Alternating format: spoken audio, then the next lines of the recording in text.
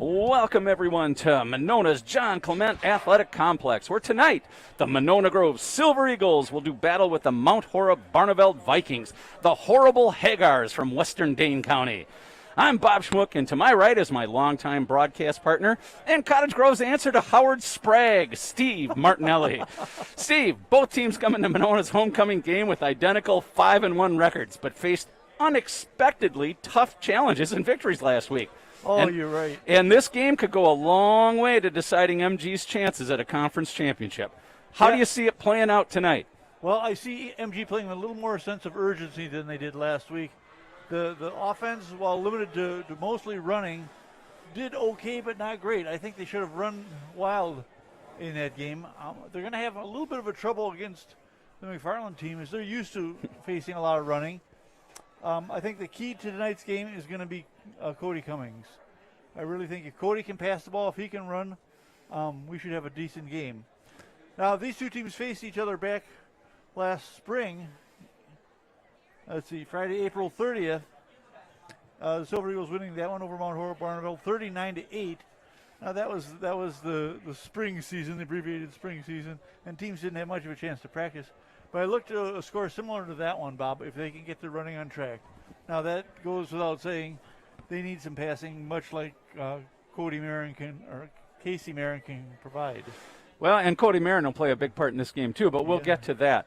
I agree, Steve. They're going to have to establish a running game. Cody Cummings is actually third on the depth chart at the quarterback position. The number one quarterback, Casey Marin, out again this week with a shoulder injury. The number two quarterback, Brady Voss, also out with injury. And they're missing their starting tailback, Fabian Jackson. I saw him on the sideline. He's wearing a boot. He will not be playing tonight. So they are a banged-up team at the skill positions.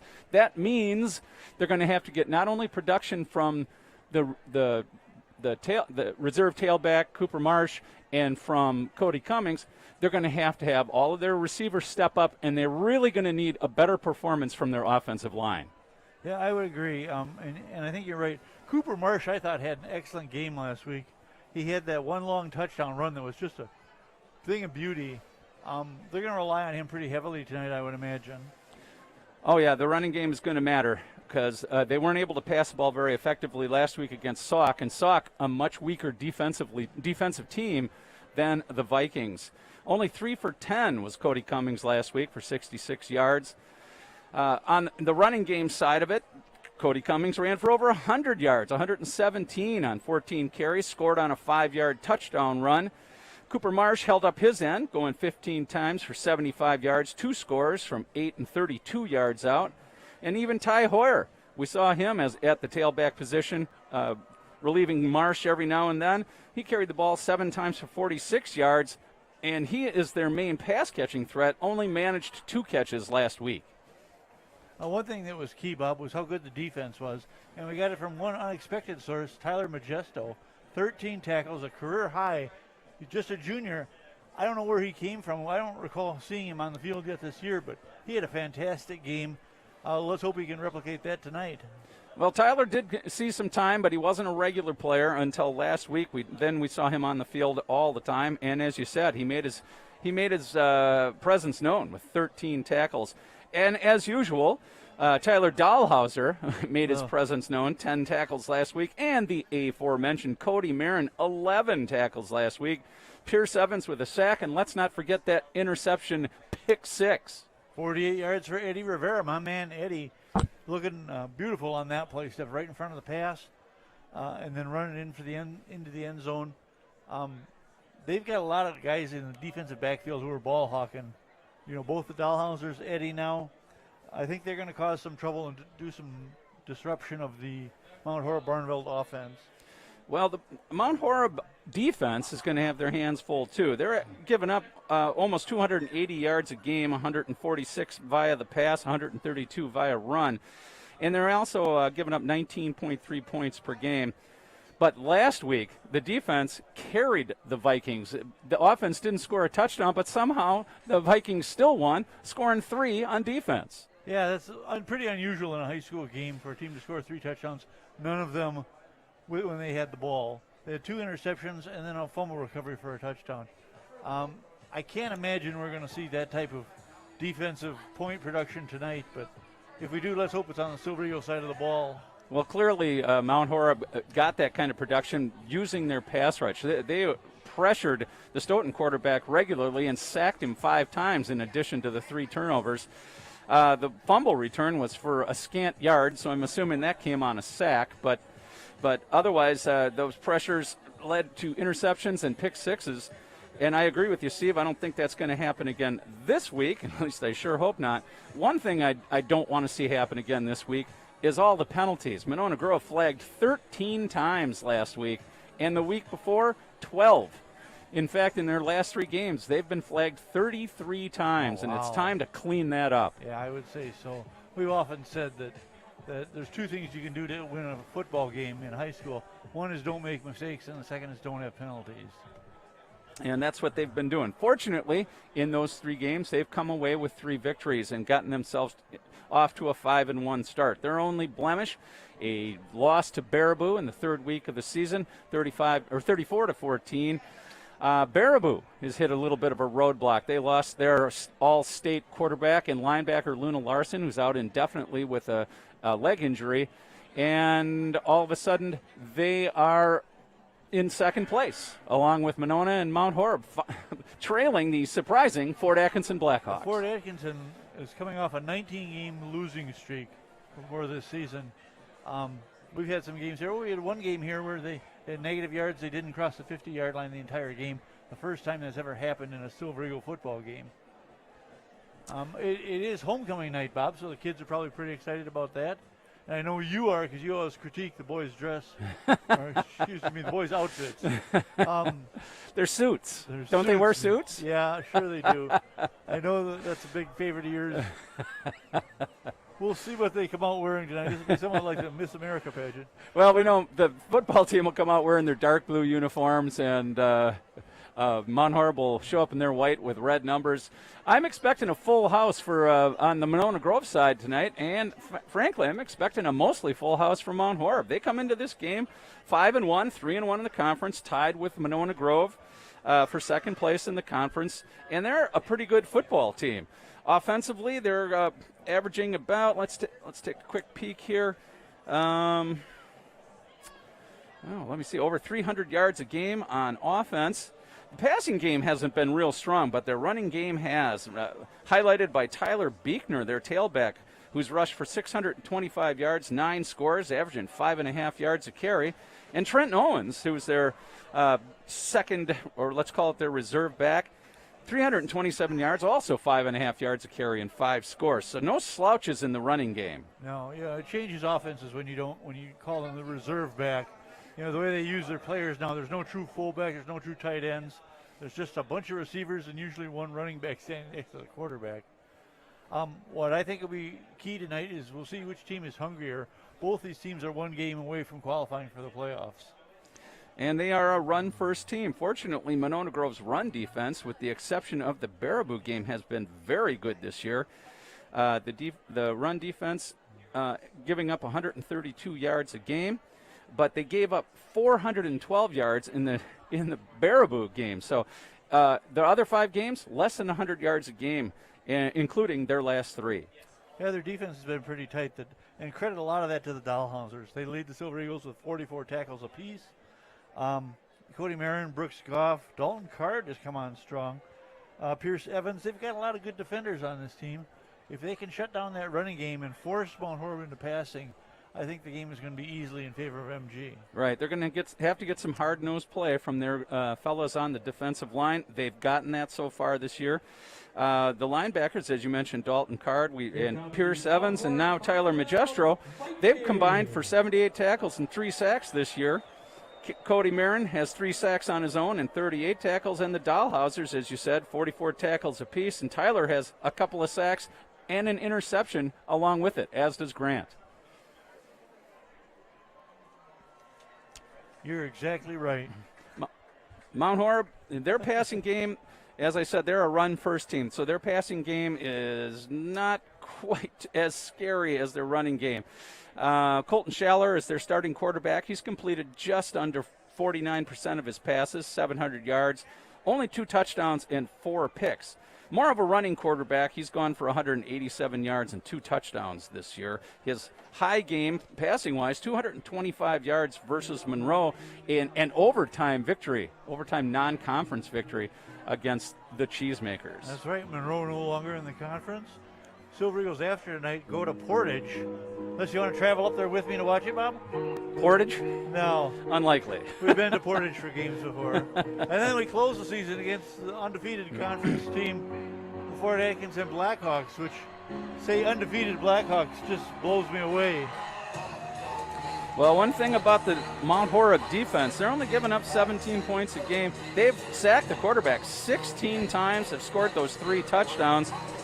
Elijah Krantz is their leader on defense, linebacker, 74 tackles this year. Other players of note are Kean Primesberger, Dylan Bockham, and Toby Meyer, and they've combined for 9.5 of those 16 sacks. That Krantz kid, I like him a lot. He's got, we got 74 tackles on the season, 6'1", 185 pounds. And here come the Silver Eagles in those really easy to read light blue jerseys, Bob. Light blue tonight, not the dark blue. Glad you're doing the play-by-play and not me. A homecoming Columbia blue uniform.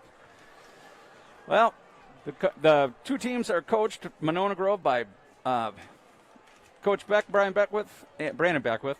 He's 53-18 in his 7th season, 34-9 in the conference. Brett St. Arnaud is the coach on the other side of the field. It's his 4th season. He's at an even 16-16, 8-4 in the conference. They've gone through some rough years leading up to this one. They haven't made the playoffs, I believe, since 2019. Silver Eagles haven't missed the playoffs as often as Fort Atkinson has made them. Yeah, no, Monona Grove has not missed the playoffs since, I believe it was the year 2000 was the last time Monona Grove found themselves on the outside. We are about ready to cover the national anthem here, so we're going to step back and let you listen in on that. Welcome to head coach Brett St. Arnaud and his Vikings from Mount Horeb and Barnaville. Ladies and gentlemen, please direct your attention to the south end zone where tonight's colors are being presented by Cottage Grove Boy Scout Troop number 145. And at this time, please rise if able, remove your hats, and let's join Monona Grove seniors, Warren Stern, Ben Boyle, Ben Aubie, and Eli Kuzma for the singing of tonight's national anthem.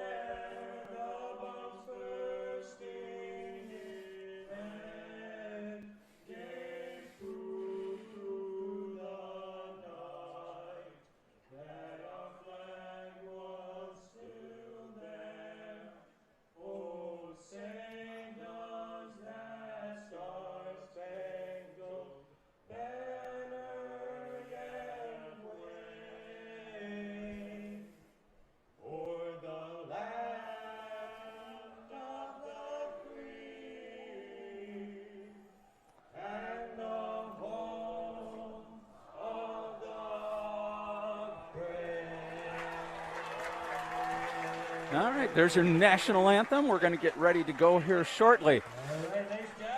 Just wanted to address something I noticed last week. I was out of town and watching the game on YouTube, and there is a live chat that goes on YouTube. And I got to tell you, there were some unkind things said about the about the commentators last week and about the broadcast. And first off, let's try to remember that the pictures are provided by 16 and 17-year-old kids, and they are doing the best they can up here, so it doesn't make any sense to give them a hard time.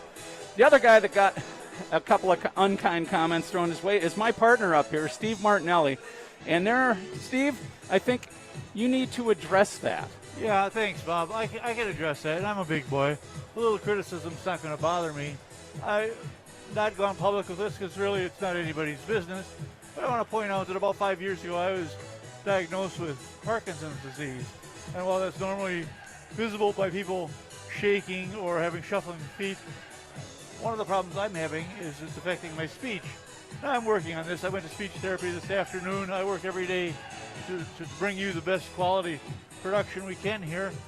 And I just want to point out that we're up here trying. Like Bob said, everybody's volunteers. We're doing our best, and I just ask for a little kindness and understanding from you. And I don't think that's too much to ask. So, it's like the old saying goes: if you don't have anything nice to say, don't say it. All right, let's get ready to play some football. That's what I've been looking forward to all week. That's the truth. And the two teams come in tied 5-1 overall, 3-1 in the conference. This game will really make a difference in the long term as far as who might end up conference champion at the end of the regular season. Monona Grove kicking off, Bob. Monona Grove has already assured themselves of a winning season. That would be their 53rd in 67 seasons as a football team. And the kick is away, handled by the deep man for Mount Horeb. He splits the seam, makes a nice return. See a flag coming in late. That could be a face mask. The return man was number 17, Wesley Drager.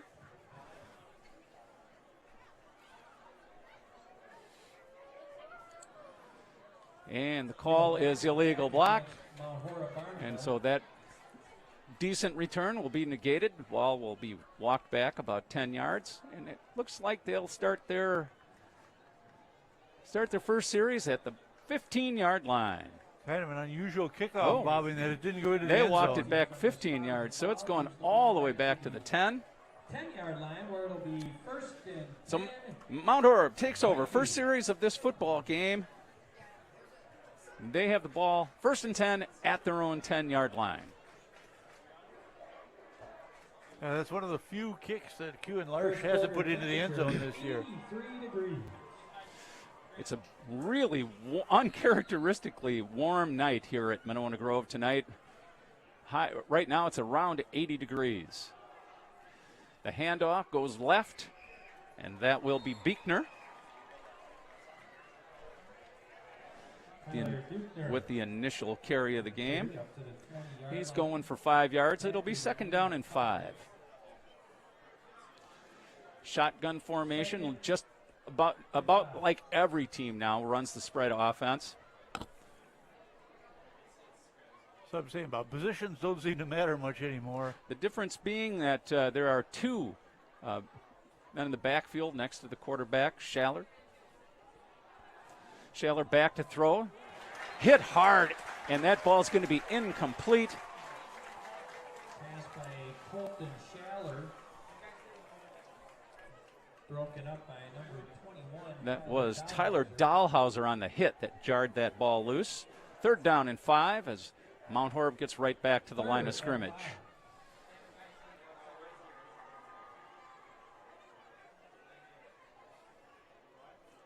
Schaller and Beekner in the backfield. We have 3 receivers to the left, 1 to the right. Monona Grove playing man-to-man defense. So much for the hurry up, huh? And there's the snap. Nice pass right to that receiver, and that is complete for a first down. That was number 6, Wyatt Denu. Up to the 27-yard line where it'll be first. And that'll be a first down and 10 for the Vikings at their own 27-yard line. Gain of 7 on the play. Pretty unusual. Give this to Beekner. Beekner goes left. It's a nice push block on the outside of the line. Gave him just enough room to slide through a seam. A nice pickup on first down. Beekner for 6 yards. It'll be 2nd down and 4. Sorry, Steve, I didn't mean to interrupt. No, that's fine. I was going to say, unusual for them to throw twice already in the first quarter. All right, 2nd and 4. Once again, Schaller and Beekner alone in the backfield. 3 wideouts to the right this time. Give us to Beekner. Beekner goes right. Big hit made almost at the point of attack. Maybe a yard gain for Beekner. Tyler Magestro in on that tackle. Cody Marin, first in on the tackle. 3rd down and 3 3rd and 3 for Mount Horeb. I expect we're going to see a steady diet of Beekner tonight, Bob. He's running the ball pretty well. He's carried the ball 117 times already this year. And the snap and the give to Beekner again, right up the middle. Boy, he'll be very close to the first down. I think he may have gotten it, Steve. Yeah, I think you're right. I think he got close to the 40-yard line. Pierce Evans in on the tackle. Owens on the carry. He's up to the 30. I'm sorry, that was Trenton Owens on that one, Steve. Sorry about that. Would you say Trenton Owens ran that one? Yes. Oh. Well, how about Number 2. So it'll be number 2 and number 22 in the backfield tonight for Mount Horeb. First down and 10, Mount Horeb at the 39. Capered this time by Schaller. Schaller has a lot of open space, breaks a tackle, and will be finally run out of bounds by Pierce Evans, but not before he goes for the first down, gain of about 14 on that play.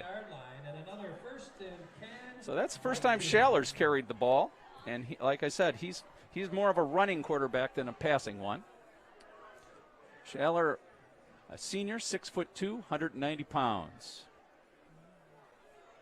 1st and 10, Mount Horeb. We have about 9 minutes to go in the first quarter. It's the first series of the game. Mount Horeb running some clock, and they've accumulated 3 first downs.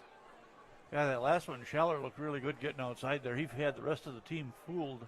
Give is to Owens. Owens is just a sophomore. He got smacked good there.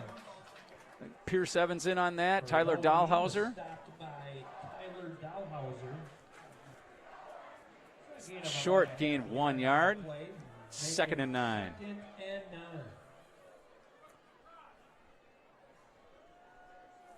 Monona Grove's going to have to count on their defensive line. That includes Keyshawn Jamison at nose tackle. Brooks Goff, Cody Marin. The Dahlhausers, of course. 2nd and 9. Back to pass is Schaller. Just a quick out, right through the hands of number 12, Landon Ellistad, another sophomore. Pass was on target. Ellistad just did not make the catch. Defended out there by Eddie Rivera. 3rd and 9. 3rd down, 9 yards to go for Mount Horeb. Big play for Monona Grove, trying to get off the field in this first series of the game.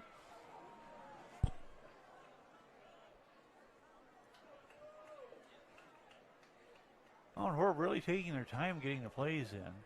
I don't know if that's on purpose. No hurry in this offense. It's a hurry-up offense. No, it's not. Back to pass is Schaller. Nice pass coverage, and they're going to call interference on Rivera. Well, they're closer to the play than I am, Steve, but that is going to be a pass interference on Rivera. That's a 15-yard penalty and will be a first down. It will be, and most frighteningly, it gets them inside the 30-yard line, I believe. Against Monona Grove.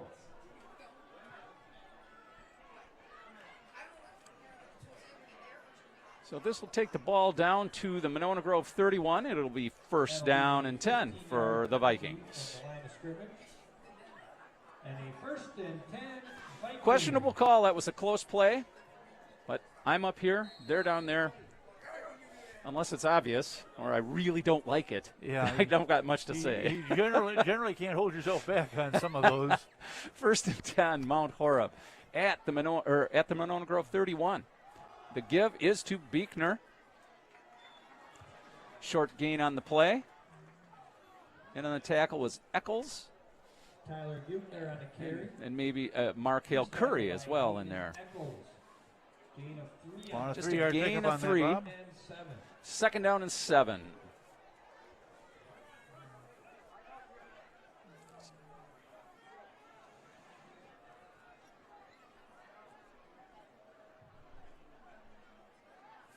Give again to, Schaller keeps the ball this time and under a lot of pressure. Brooks Goff running him down from behind.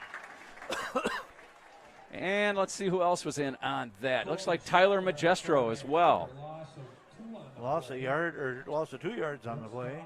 Yeah, that went nowhere. Excellent pursuit. Good penetration by the Monona Grove defense. 3rd down and 9. We have 7 minutes and 25 seconds to go in the first quarter. This is the first series of the game, and you are watching it on the Monona Community Media Channel on YouTube. Back to pass is Schaller. Under pressure. Going deep down the sideline. Overthrown and out of bounds. And so Mount Horeb will face their first decision of the night. Do they go for it on 4th and 9, Steve? I think so. They're inside the 30-yard line. Oh, and there's a penalty flag. So this Monona will undoubtedly take this. Holding is marked off from the spot of the foul, so it's going to be 10 yards plus on the penalty. That'll back them up. Give them another 3rd down play. Oh, they decline it. I'm very surprised because you know that Mount Horeb's going to go for it here on 4th and 9. I was assuming, Steve, I was assuming that they'd back him up another 12 yards and give them that extra 3rd down play. Get them back near the 50. Then there's no question that they've got a punt. Oh, well. This is makeable. 4th down and 9, Mount Horeb, first series of the game. They've done a nice job of driving down the field. They've run almost 5 minutes off the clock. I think they got to keep Schaller in the pocket. All right, play is in.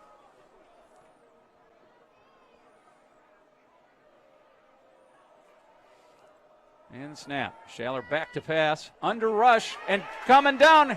He just throws the ball away and completes it. Oh, it was dropped. It was not going to be enough for a 1st down, but a nice job by Schaller. Jeez, he was going to give up 10 yards on that sack. Nice job by Schaller just to get rid of the ball. That was Peter Ing putting the pressure on a cornerback blitz.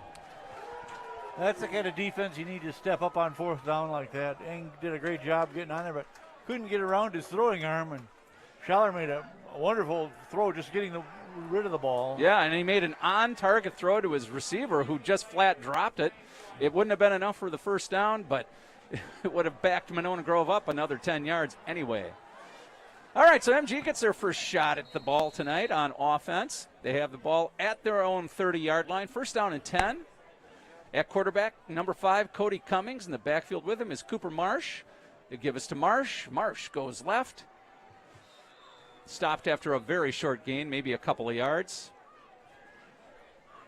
On the tackle there was number 77, Sean Donlin. He's a 6'5", 350-pound defensive lineman. They got a couple really big linemen. Woo! There's a kid listed at 6'7". Look at him. He's a nose guard, and boy, he takes up the center and the guards on that one. All right, it's 2nd down and 7 after the 3-yard gain by Marsh. Give to Hoyer. Hoyer hit immediately, unable to get the corner there, and he'll be dragged down for a loss. Oh, I'm sorry, that was Kewen Larsh, not Hoyer. Kewen Larsh on the jet sweep. Lost a yard on it. Okay, it is going to be 3rd down and 9 for Monona Grove. Not the time to go 3 and out after the way Mount Horeb was able to move the ball down the field.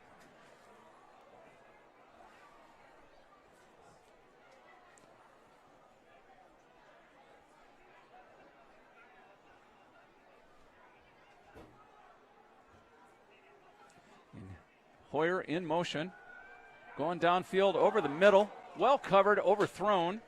Pass is incomplete. Was intended for Larsh. Intended for Kewen Larsh, and Monona Grove will go 3 and out. Larsh pretty well defended on that. That would have taken a pass right on target to bring that one down. And Cummings did a nice job keeping it away from the defender. As he kept it a little too far away from his own back. All right, back to punt is Cody Cummings.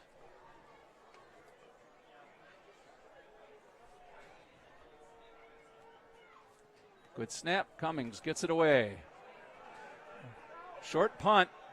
Hopefully it'll get a roll. A little bit of a Monona Grove roll. Now it's going the wrong direction. And finally, corralled out there by number 35. That is Max Loader. Excellent field position for Mount Horeb as they start their second series on offense. We have 5 minutes and 32 seconds to go in the first quarter. There is no score. I know there's no score, Bob, but that was kind of disappointing to see the Silver Eagles go 3 and out after that long scoreless drive by the Vikings. Let's see if we can get our own 3 and out this time. Well, fortunately, there's a lot of game left, Steve. Oh, yeah. Don't want to get impatient. You know how Aaron Rodgers tells you to RELAX. MOUSE.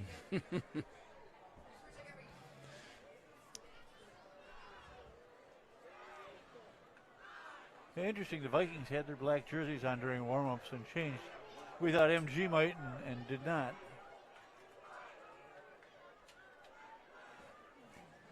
All right, 1st and 10. Mount Horeb, they have the ball at their own 47. They give us to Beekner. Beekner trying to get the outside to the right and is knocked down out there by Cody Marin. A TFL for Cody Marin.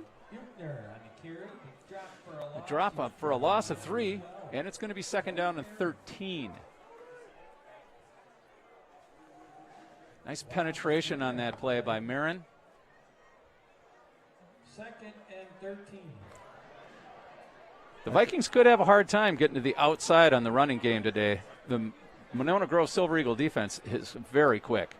Back to pass is Schaller, under pressure, not a good pass. Pass is incomplete. Will be incomplete. Pressure administered there by Tyler Dahlhauser, got his hands up in the air and altered that throw. Well, Bob, 3rd and 13 is a big play for the Vikings. This is not 4-down territory like last time. No, this is a big play for Monona Grove's defense. They need to get a 3 and out here, try to get their offense back on the field. 3rd down, 13. Schaller back to pass, inside screen to the wide receiver. That was Ethan Steinhoff, who's got 12 catches on the year. Hit him again. That's the 3rd ball I've seen hit his receivers in the hands, and all 3 of them have been dropped. So Schaller not getting a lot of love from his receiving crew. Schaller only 1 out of 5 for passing. And he's their punter as well. So 4th down, the Eagles hold, they'll get the ball back. Rugby-style punt, and nice distance on this one. And goes out of bounds. A really good punt. Goes out of bounds inside the 5. We'll call it the 4-yard line. Boy, that couldn't have been a much better punt for Colton Schaller. So we're going to start with a big mountain to climb here with 4:42 left in the first quarter. Wow. A 52-yard punt by Colton Schaller. So MG will start inside their own 5-yard line, their second offensive series, their first one, 3 and out. Oh, there is a flag down. Let's see what the call is.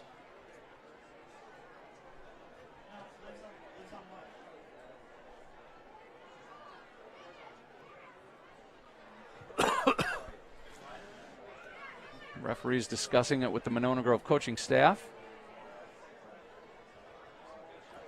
Penalty on the field was a holding on Mount Horeb.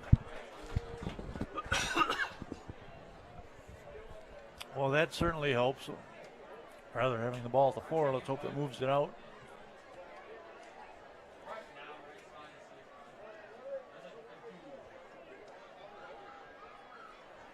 The penalty will be enforced. Yeah, the penalty being walked off, so it must have happened after the change of possession. So the penalty, a 10-yard penalty, will walk it back out from inside the 5 to now the 14-yard line. Certainly a more manageable area of the field for the offense to operate. Heck of a lot better.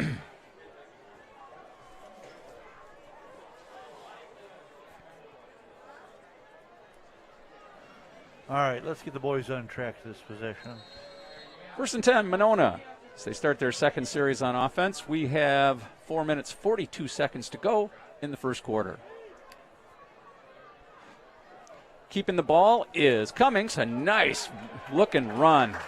Kind of Kind of a broken field inside run there for Cummings. Nice gain of 9 on the And we're play. going to say he picked up, a gain of 9. Wow, that was a nice run. Second and a long one.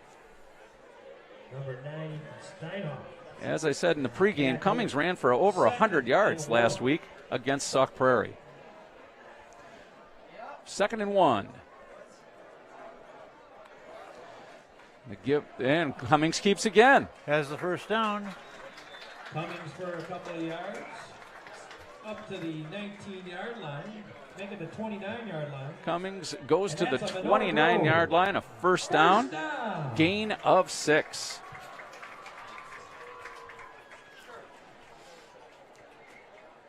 That quarterback keeper has been in the Monona Grove arsenal since, as long as I can remember now. Since one of the DeRungs boys was running it. First and 10, MG. And it's time to give to Marsh. Marsh hit immediately, shakes off 2 tackles, and is finally snowed under, but not until he gained about 3 yards on that, Steve. That's one of the things I like about Cooper Marsh is he doesn't go down easy. He keeps his feet moving. And if there's an extra yard to be gotten, you can count on him to go for it.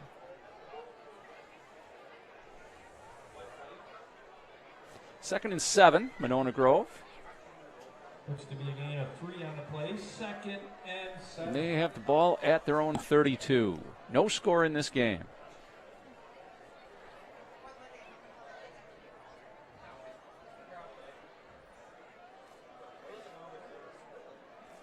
Cummings with 2 men in the backfield next to him. He keeps, goes left, zigzags his way through. Will be brought down after a short game. We'll say a gain of 3, and it'll be 3rd down and 4.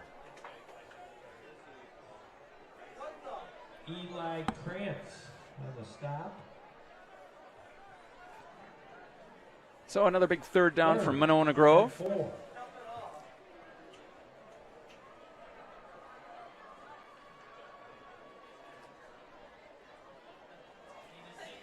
Marsh in the backfield next to Cummings. I'm very comfortable with 2 that. receivers to each side of the field.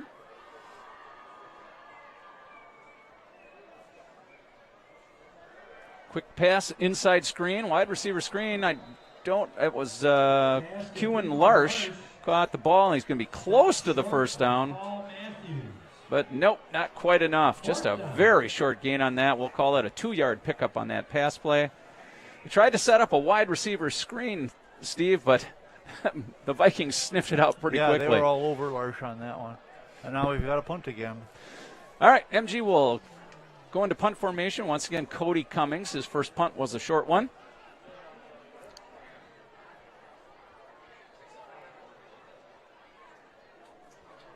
Pretty good snap, and there it goes. Much better punt this time. Stay in bounds. And it goes out of bounds just inside the 35-yard line of Mount Horeb. First and 10, Mount Horeb, Barnabas. They'll mark it at the 34-yard line.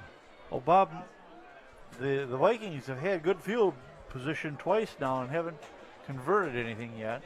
Let's hope we hold them again. No score in the game. 1:20 to go in the first quarter. 29-yard punt by Cummings has set the ball up for Mount Horeb at their own 34-yard line, first and 10.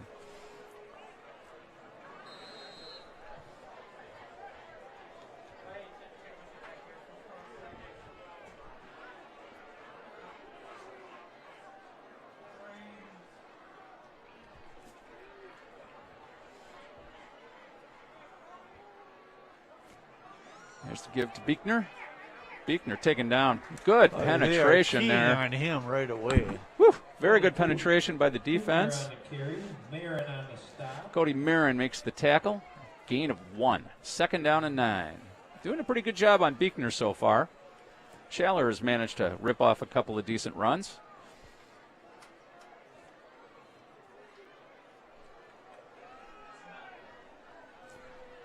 First quarter ticking away. We're under a minute to play. Second and 9. Schaller back to pass. Looking downfield. Got a wide open wide receiver. That was Landon Ellistad. Incomplete. Nice move and left Eddie Rivera Was intended in for his Landon dust, Ellistad. but the pass overthrown and it'll be 3rd down and 9. Yeah, that one would have been trouble had it been quite a bit shorter. 3rd But down. he missed it by a bunch. Yeah, if he'd have hit Elistad, that would have been 6.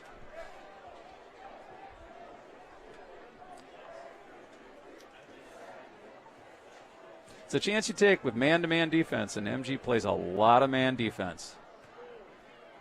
They've got the speed. 3rd and 9. Blitz coming.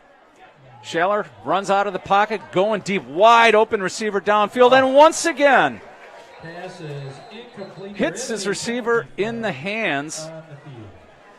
and it's an incomplete pass as that ball goes right through the hands of the intended receiver. There is a penalty flag down. It is holding on Mount Horeb, will undoubtedly be declined, and Mount Horeb will have to punt. Boy, Colton Schaller hasn't had a lot of luck tonight. He's had open receivers. He's hit receivers in the hands, and they're just not coming up with it. Yeah, I think that's really been a huge difference here. The Silver Eagles have been lucky, I think, that they're either overthrowing the receivers or they're not able to hold on to the ball. Yeah, this would be a totally different game if the Viking receivers would bring in the ones that hit them in the hands at least. Yeah. Of the first half. And we have 31 seconds to go in the first quarter. A timeout on the field. So both teams get ready for this punt. No score. Nobody's even threatened yet. Unusual for a Monona Grove game. Absolutely. Monona's known for scoring in the first quarter, it seems. Last several years, more often than not, they get at least one score up in the first. Yeah, Monona Grove has outscored their opponents 68-20 in the first quarter this year. That's what I'm saying. But we don't want to talk about the last quarter, Steve. No. The fourth quarter, Monona Grove has yet to score a point this year. They've been outscored 34-0 in the fourth. Fortunately, in 5 of those games, they were ahead comfortably right. and didn't have to worry about They it. only needed to come back one time. Get your tickets right now. There he is. 50-50 raffle tickets tonight, everybody. Mount Horeb has played considerably more close games than Monona Grove. In fact, 3 of their games have been decided by less than 7. There's the punt. Picking it up on the run is Brady Grovogel. Took it on the bounce. I got it. That makes coaches' hair. gain. That makes a young coach's hair go gray when these young guys pick up the ball on the bounce. But he managed to get it back about 5 or 6 yards, and good field position for Monona Grove as they come out onto offense for the 3rd time. They'll have the ball at their own 43-yard line. It was kind of a Sunday hop. You can't blame him for wanting to catch that and run with it. But, yeah, I know what you're saying about that scaring a lot of coaches. There's just so much that can go wrong when that ball's bouncing.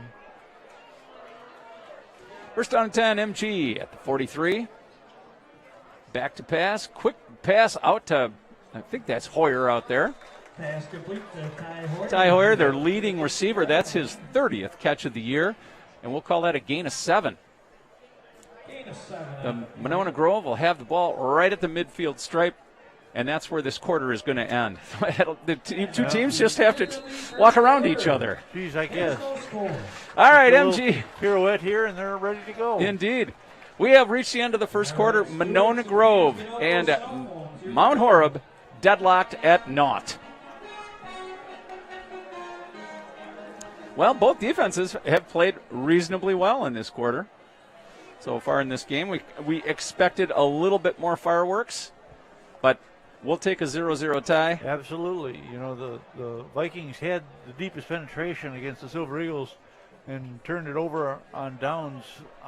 Silver Eagles really need to get going. I don't think they've crossed the 50 yet, have they? Well, they're about to. They're right at the 50. They are. And it's 2nd down and 3 as we start the second quarter.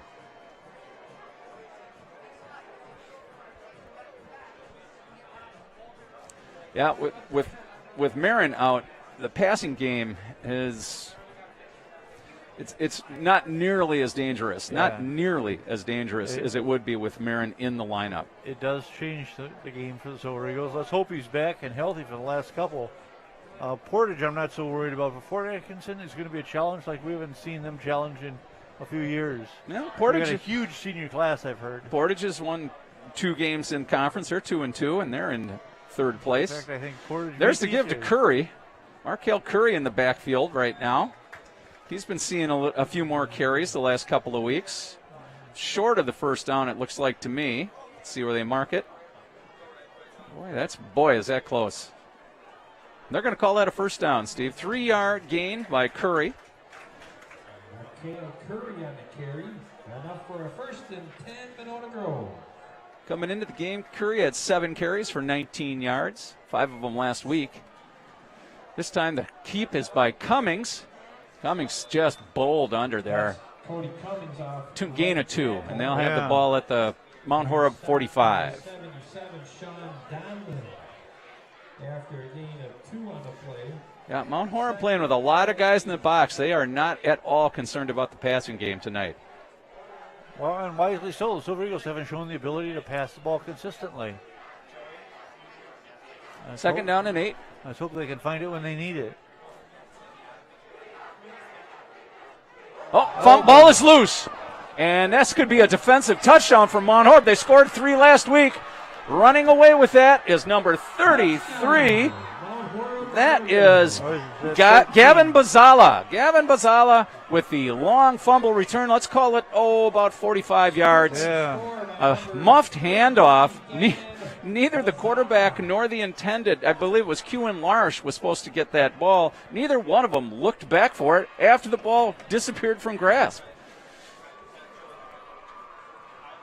That's unfortunate. So the last 4 touchdowns by Mount Horeb have been defensive touchdowns. 2 interception TDs, 2 fumble returns for TDs. And they're up 6-0 with just about a minute gone here in the second quarter. You were talking about turning coach's hair gray? Yeah, that'll do it. Set to attempt the extra point, looks like number 17, Wesley Drager. Wesley Drager will try the extra point out of the hold of Ethan Steinhoff. Good snap. Kicks away, and it's good. It's a 7-0 ball game right now.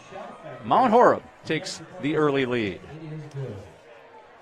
So an offensive miscue. Oh, man. Cost Monona Grove points. That was sad. And kudos to the Mount Horeb guys for noticing the ball on the ground, because there was 3 guys who could have picked it up. I don't know if all of them were as fast as Mazzala, but he got down the field in a hurry after finding that one. Yeah, he certainly was able to outrun the pursuit, although the pursuit was awful late in coming. As I said, that ball was loose and bouncing backwards for 5 or 6 yards before even a Monona Grove player even noticed it was out there. I'm really surprised that neither Cummings nor the intended ball carrier, which like I said, I believe was Kewen Larsh, that neither one of them noticed that ball was not in their grasp. Yeah.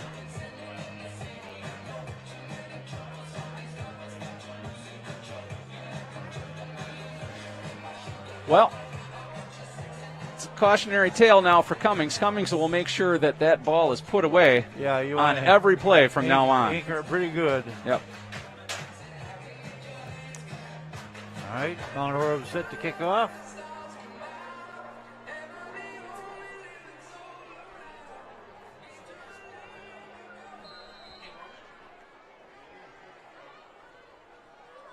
First kickoff by the Vikings. And that ball is going to go out of bounds. That'll be a penalty.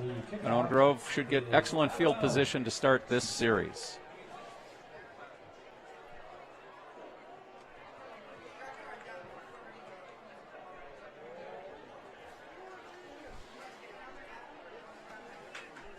7-0 Mount Horeb. They just scored on a fumble return. They've got a knack this year, at least in the last game and a quarter. Wow.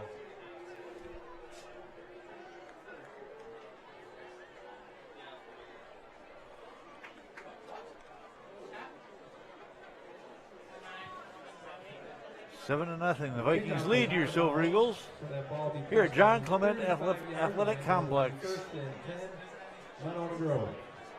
This sport turf field sure is beautiful, isn't it, Bob? I do like it. It's going to rain and it's not going to get muddy ever. Rained during the game last week, didn't it? Yes, it did.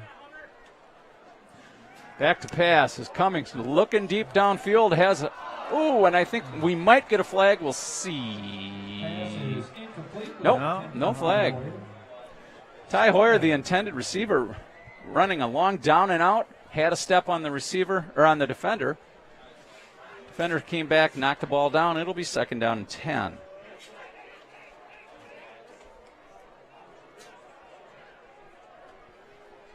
This is a position the Silver Eagles can't afford to let themselves get into. They're not going to be a come-from-behind team with Cummings as quarterback. He's a decent runner, but he's not shown the ability to throw it accurately. All right, wide receiver screen to Ty Hoyer. Hoyer's 2nd catch of the game, a short gain. Looked like the tackle made out there by Brooks Pernod, another sophomore. A lot of sophomores on Mount Horeb getting quality playing time. Gain of 6. It'll be 3rd down and 4.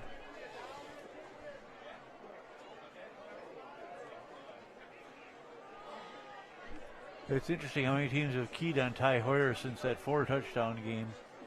And the kid can't even go to the bathroom at halftime without somebody standing next to him. Cummings with the fake to Hoyer and a pretty decent pass. Hauled in by Tyler Dahlhauser, and that's going to be a 1st down. That's a gain of 12. 1st down and 10. MG at the Mount Horeb 48. Well, that certainly helps. And that helps Cummings' confidence, too, to hit one like that downfield. Give his tomorrow. No. Cummings keeps, goes left, has some open territory, and is tackled out of bounds. There's a flag. Is going to be a flag.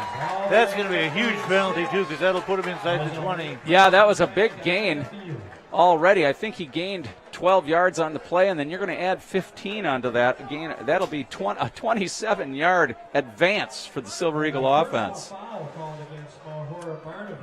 Cummings was well out of bounds when the tackle was made. Not sure why the Mount Horeb defender didn't just let it go. 1st down. So after the penalties walked off, MG has the ball 1st and 10 at the Viking 21. Nice. All right, let's put one in here, guys. Just under 10 minutes to play in the half. Right now, Cummings operating out of an empty backfield. Markale Curry in the slot.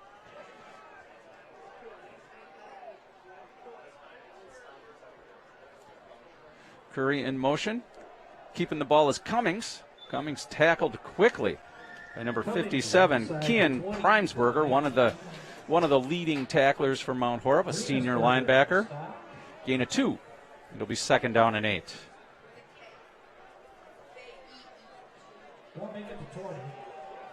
You know, I like Cummings as a running quarterback. He's a big kid. You know, what do they got him listed as? Find here in a second. 6'1", 185. He's bigger than Marin is. He just doesn't have Marin's arm.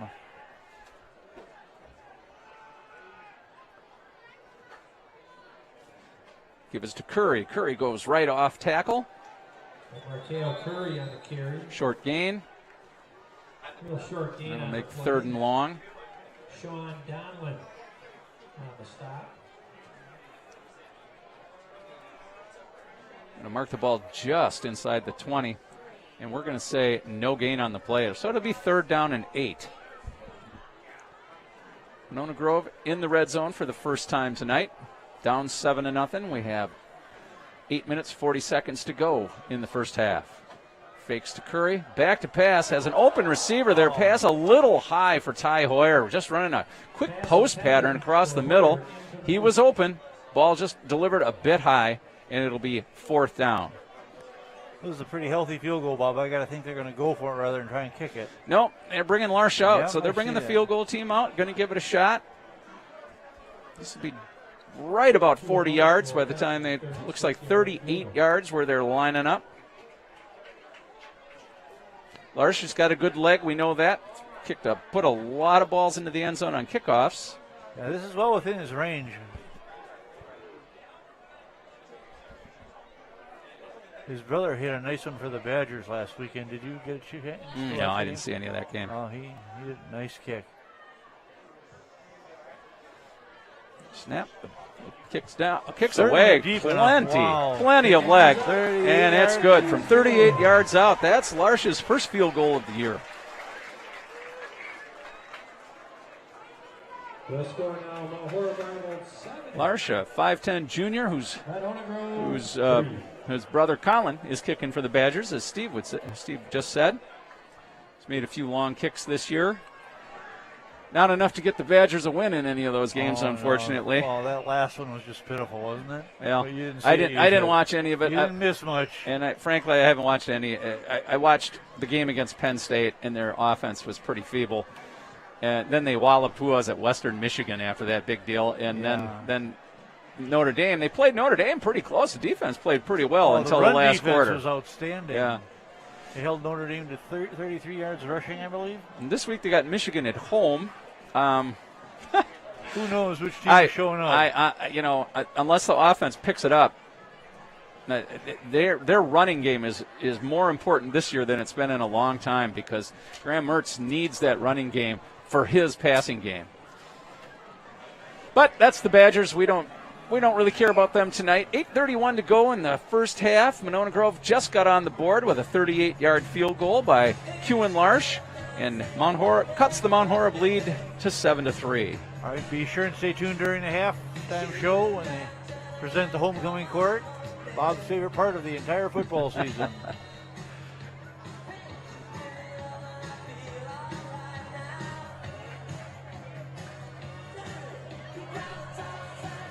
All right, nail one here, Gwen.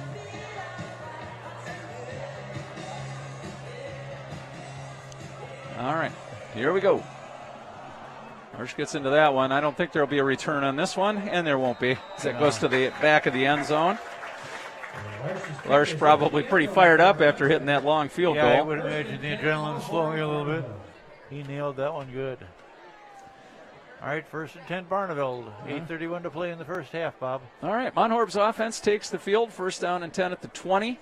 They have not put any points on the board tonight. Mount Horeb's defense is the one that scored their touchdown on a 45-yard fumble return. They didn't put any points on the board last week. Right. The Mount Horeb offense hasn't scored for 2 weeks. But they lead in this game, and they won last week's game. So I guess they don't need their offense to score. No, probably not.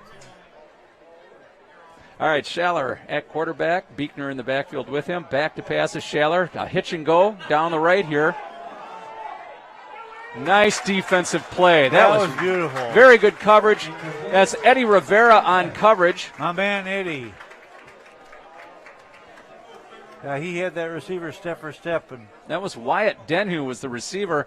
Ran you could see it perfectly from up here, Steve. Ran a quick hitch and go. Schaller with the fake. Denhu had probably a step on Rivera, but Rivera was able to get that hand in and knock that ball down. It's 2nd down and 10 now after the incomplete pass. I'm starting to think Mount Horeb passes the ball only to put themselves in position of 3rd and long. Meaning they ain't completing too many. Keeping this time is Schaller. Schaller stopped almost immediately. Brooks Goff trips up Fulton Schaller. Pierce Evans in on that tackle. Brooks Goff didn't even get a yard, but we'll give him one. It's 3rd down and 9. Passing down for the Vikings. Monona still playing man defense. Showing blitz. And here it comes. Schaller unloads in a hurry, makes a good pass. It's a complete pass and a 1st down. Pass complete from Schaller to Gavin Bazala. Bazala catching that Bazala on the reception, gain of 12 and a 1st down. That was a really good pass. Had a lot of zip on it, hit Bazala right in the midst, and he hung on to it. So they did all 3 things correctly. 1st and 10 Mount Horeb. They have the ball at the MG 33, or at their own 33.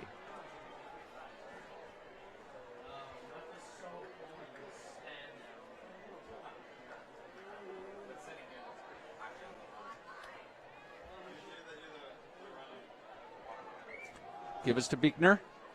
Bickner goes left. He's got some room, and he's going down the sideline. Oh, no. Finally pulled down after a long run at the MG 41-yard line. That is a gain of 27 yards for Tyler Bickner. 10, Mount Horeb, Barneville.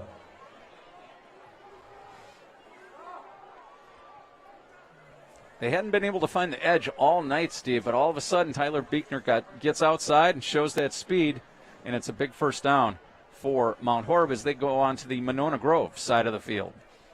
Yeah, they haven't spent a whole lot of time on the Monona side, just scoring that one on the punt. Bickner again up the middle. He does a good job staying on his feet on that one. Bickner to the 34-yard line. So Bickner Curry on the tackle. gains 7 yards. 7, yeah.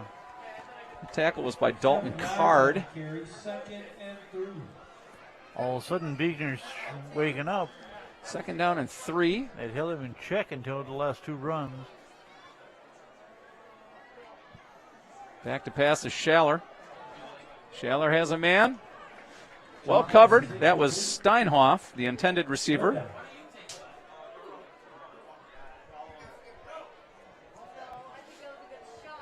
Pretty well covered on that play. Maybe had a step pass just a little too far in front of Steinhoff. It'll be 3rd down and 3. This is 4-down territory for Mount Horeb.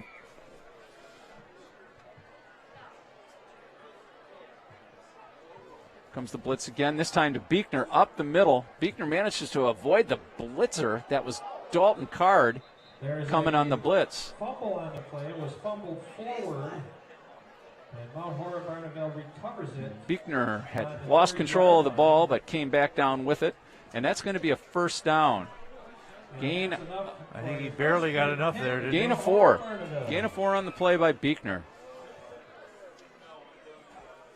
Running game starting to make a difference for the Vikings. 1st and 10, all at the Monona Grove 30. Schaller back to pass. Overthrows his receiver down the left side. 2nd and 10.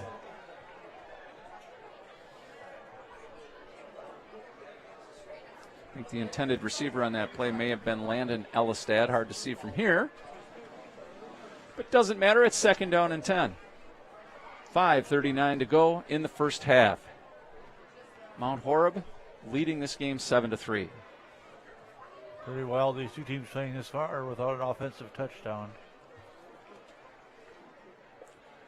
Give is to Bickner, who goes to the right.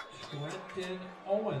Oh, sorry, that was Trenton Owens on the carry. 28. He was tackled Give him a by gain of 2. Garrett. It's 3rd down and 8. And Gavin A lot of 3rd and Luke. longs for the Vikings tonight. They've been able to convert a few. Well, 3rd and long is coming because their quarterback has completed 3rd and 8. 2 of 11 passes. Now they've got 3rd and 8. This is another passing down. 2 receivers to the right, 1 to the left. Bickner in the backfield with Schaller. The tight end is Gavin Bazala. Back to pass goes Schaller. Quick throw. Peter Ing with excellent coverage. No chance for Wyatt Denhu to come down with that ball. 4th down and 8. And I'm sure Mount Horeb will be going for it here. Yeah, no question. With 4:49 left in the first half. I'm surprised they didn't run the ball. You know, if you know you're going for it on 4th down anyway, you would want to knock off some yards. I mean, at least that's the way I see it. Sure. All But you got to do is break one for a moderate gain. You got a 1st down if the Yeah. other one's decent. And on this particular series of downs, they've run the ball pretty effectively. And thrown the ball, not so effectively. Not so effectively. 4th down and 8 for Mount Horeb. Big play for MG's defense here. Plenty of time and a wide open receiver. Oh, Ethan Steinhoff. Wide open down the middle of the field. That is a 28-yard touchdown pass on 4th and 8. And that's not that is the kind of defensive breakdown we've been seeing from Monona Grove's D this year. Yeah, that was unfortunate. Only the 3rd complete pass from Mount Horeb, by far the longest, and their first touchdown in a game and a half, basically.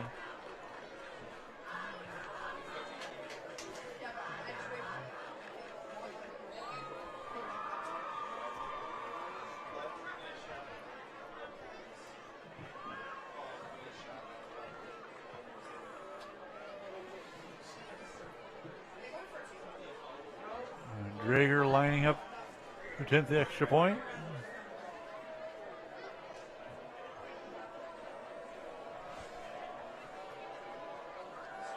Not a great snap.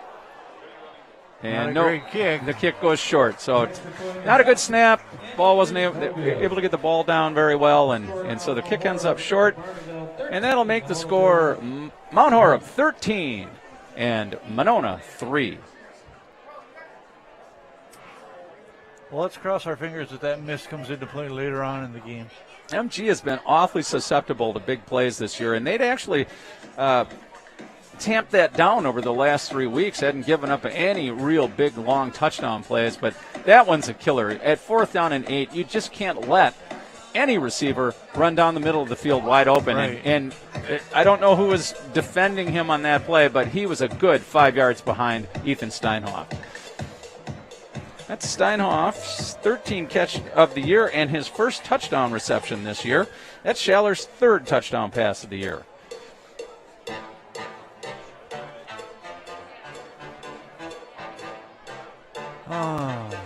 All right, 13-3, Mount Horeb. We have 4 minutes, 43 seconds to go in the second quarter. Plenty of time for Monona Grove to get back on track.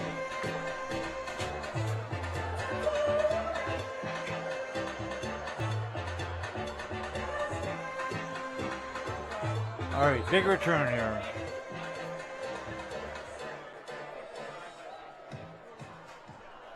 There's the boot. Monona. I can't see it. Oh, a nice return right up the middle. Found a crease, took the ball all the way back to the 35-yard line. That was Braden Grauwagel again. He's been their designated return man this year, and he's done a nice job. Yes, he has. Right on the 35. The 35-yard line where it'll be 1st and 10, Monona Grove. Grauwagel, a 5'10" senior, Don't forget to stay tuned for exciting halftime. averaging about 15 yards a punt return this year. I wouldn't be a bit surprised to see him break a punt return for a touchdown. Yeah, I would agree with that. And the Monona Grove marching band. So MG, 1st down and 10 at their own 35-yard line. For halftime. This is a pretty important series for Monona Grove. They need to get down and get one in the end zone, get back in this game. Hoyer in motion. Here's the pass to Dahlhauser. Another wide receiver screen. Dahlhauser breaks the tackle, and he's in the open, and he's gone. There's no way they're going to catch him. Holy cow, is that kid That's fast. a 65-yard touchdown pass for Tyler Dahlhauser on a simple wide receiver screen. Cody Cummings, Tyler Dahlhauser. Well, that's getting us back in this game pretty quick, huh, Bob? Pretty exciting. Holy cow. Did you see how he accelerated after he got across the 40?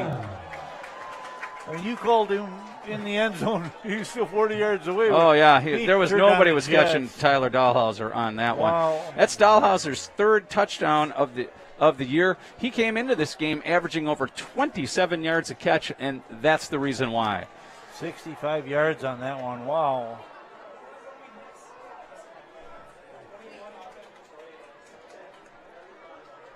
All right. The extra point is up, and it's out of here. All right, the extra point is good, and that draws Monona Grove 1 point closer. It's now Mount Horeb 13, Monona Grove 10. Well, that's just what we needed to excite this team, Bob. They needed something to light a fire under them. Like we said, last week was a little understated. This week they had not been playing up to their potential until Tyler Dahlhauser electrified them with that kick, with that pass reception. The Dahlhausers, Grant and Tyler, they're not big kids, and this is what I like about high school football. You don't have to be a big kid to play this game.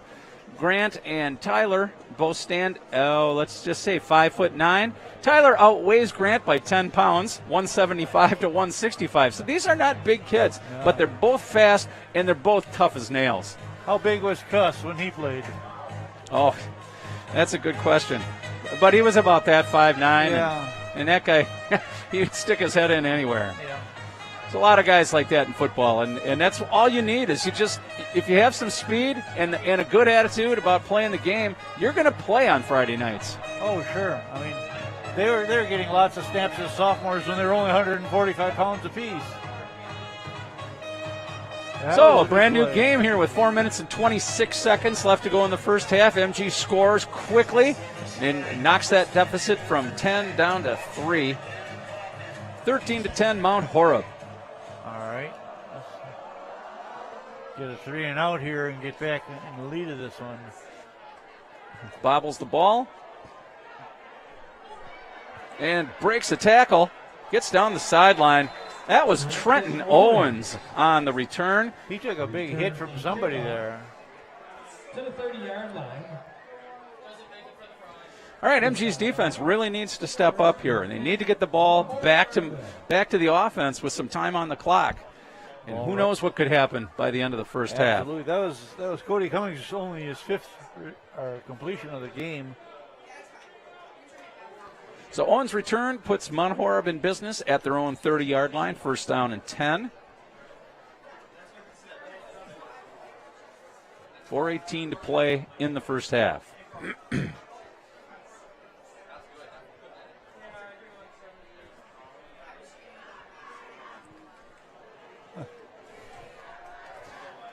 All right, Shaler barking out signals. Keeps the ball. A little run-out pass. Another ball that hits his receiver in the hands and somehow hits the ground. You know, a lot of times we blame the quarterback when he's got a poor completion rate, but now it's Schaller. He's put up a couple balls on the money tonight. Not tonight. He's had at least 4 just outright drops, maybe 5 tonight. He has been on for the most part. Second down and 10, Mount Horeb. I've got him 3 for 13, by the way. So he's paying for it statistically, but it's not been his fault tonight. Give is to Beekner. Oh, nice tackle. Nice job, open field tackle. Guess who that was, Steve? Dahlhauser? Yeah, it's a Dahlhauser. Tyler Dahlhauser, who just scored the touchdown. Dahlhauser was on the Jim Leonard list, or the list for the Jim Leonard Award preseason this year, and my guess is he'll probably make the next cut, too. Jim Leonard Award is given to the outstanding defensive back in the state. Bet you didn't know Ty Hoyer was on the watch list for the... Back to pass is Schaller, flag down. Got an open receiver. Nice defense coming back there. It looked like Peter Eng. Intended receiver was number 12, Landon Elistad. I think we're going to get a penalty against the Vikings, though. Well, flag down. And we're going to call an illegal procedure. So that's going to knock them back 5 if Monona Grove elects to take this penalty. False start call against and Monona declines it. So it's actually going to be 4th down, and 6 now. And coming in is the punting team for the Vikings. Staying put is Colton Schaller because he's their punter too. He got off a great punt the last time, a 52-yarder that went out of bounds inside the Monona Grove 5. Another rugby-style kick, and whoa, he's got some leg. Grovogel on the fly takes this one and has a nice return. Another good return by Grovogel, about 15 yards, 16 yards on the return. Grovogel, a weapon on punt returns this year for MG. Well, that's what we needed, Bob, after that touchdown, was for the Silver Eagles to come out and shut them down on offense and get the ball back right away. Now we've got almost 3.5 minutes in which to work, 56 yards into the end zone. 54 yards. It's getting easier all the time. Every time you look up, it's a yard closer. 1st and 10 MG at their own 46, 3:28 to play in the first half.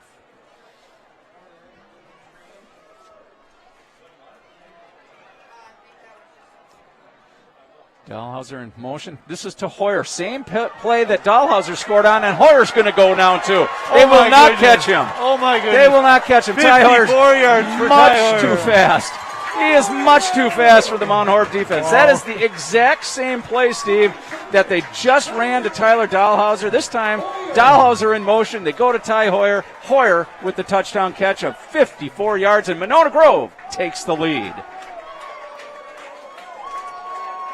You know, I don't know who'd win a foot race, Hoyer or Dahlhauser, but they'd beat anybody on the Mount Horeb team.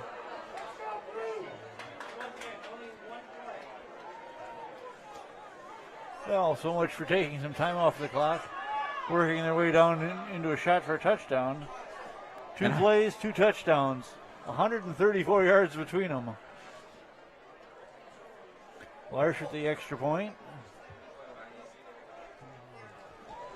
And it's good. And Monona Grove takes a 17-13 lead with 3:18 to go in the first half. So MG, whose offense was dormant for a quarter and a half, has run 2 plays in their last 2 series, both of them long touchdown passes, both on the same play. And credit Cody Cummings with laying the ball in there twice. He threw the same pass 2 times in a row, and he hit it right on the head. And you know that gives Cummings a real shot of confidence when they're able to do that. Imagine now if you're the defensive coach for Mount Horeb, who do you cover? They had 2 kids, both with great hands, both who've shown the ability to break a defense like that. I mean, that gives the defensive coaches just fits. And you don't want to shortchange the blocking they get out there. That pass is only effective if they get the blocking from the other 2 wide receivers out there, which they've been getting, at least on the last 2 plays. Well, I suspect we'll see Mount Horeb at halftime take a long look at that play and work out a way to defend it. Let's give some credit, too, to Brady Grossvalgo, who set that up with a nice punt return. Got out near midfield with that one, and Ty Hoyer took it the rest of the way. Completely different vibe down on the MG sideline right now, I can tell you that. And on this side of the field, the crowd, a full house here. Absolutely. On the Monona Grove side, and a pretty good contingent of Mount Horeb fans are watching one exciting football game right now. 17-13 MG, and here's the kick. And that's going to go into the end zone, another touchback. He almost kicked that one to the trollway. So with just over 3 minutes to play, Mount Horeb will take over at their own 20. Trailing MG, 14-10. 17-13. That's all right, you want me man. to get the score right too? I don't expect miracles, Steve. Damn these people eyes. Yeah, we don't even want to talk about the brain. No. 1st and 10 for the Vikings. You got that part right. Attaboy. Well, you got 2 ways to go. It's a binary choice there. All right. MG leading 17-13. A quick turnaround in this game. Mount Horeb just a couple of minutes ago was leading by 10. Now they're down by 4. Give us to keeping it to Schaller, and he is out on his own. Running him down in the open field was Tyler Dahlhauser, but a huge gain on the quarterback keeper by Schaller. Roughly a 40-yard run. See where they mark it. 43-yard line. So give him 37 yards on that run, Steve. Yikes. 1st down and 10, Mount Horeb, and all of a sudden we're seeing a whole lot of big plays on both sides of the ball.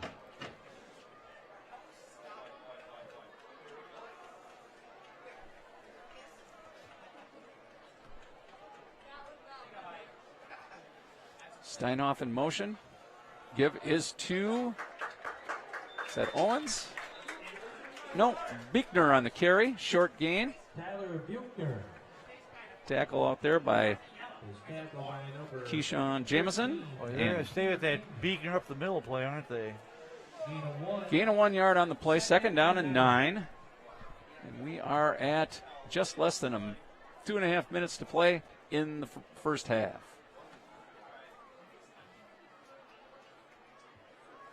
Schaller gives to Buechner again. Oh, Buechner just absolutely stonewalled. That was Tyler Dahlhauser just hitting him at a full gallop from the defensive backfield. Wow. We'll give him a gain of 2 on that play, Steve, to make it 3rd and 7, but he sure paid for those 2. Yeah, he did. 3rd and long. It'll be interesting to see what they choose for a play here.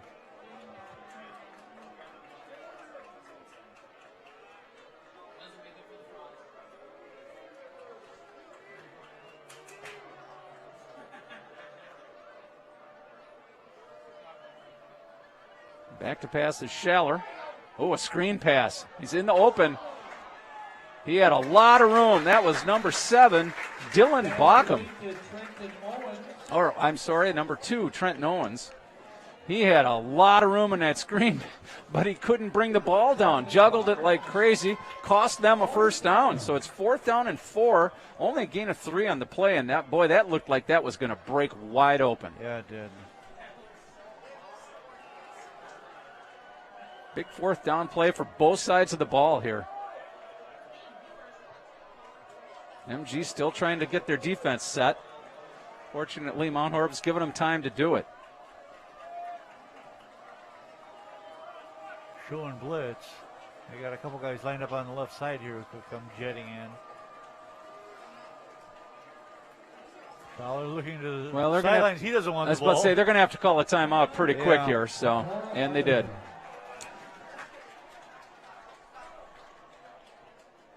Mount Horeb's first timeout with 38 seconds to play.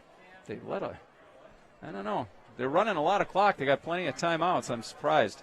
But I suppose with 4th down, if they don't make it, they don't want to leave any time for the Monona Grove offense. But I'll tell you, if MG gets the ball back, I'm pretty sure I know what their play call is going to be. Yeah, you can't blame them for trying that one, man. Back-to-back offensive plays, too. Yeah, Mount Horeb really missed an opportunity on that 3rd down play. Trent Owens, who's just a sophomore, just couldn't get a handle on that pass.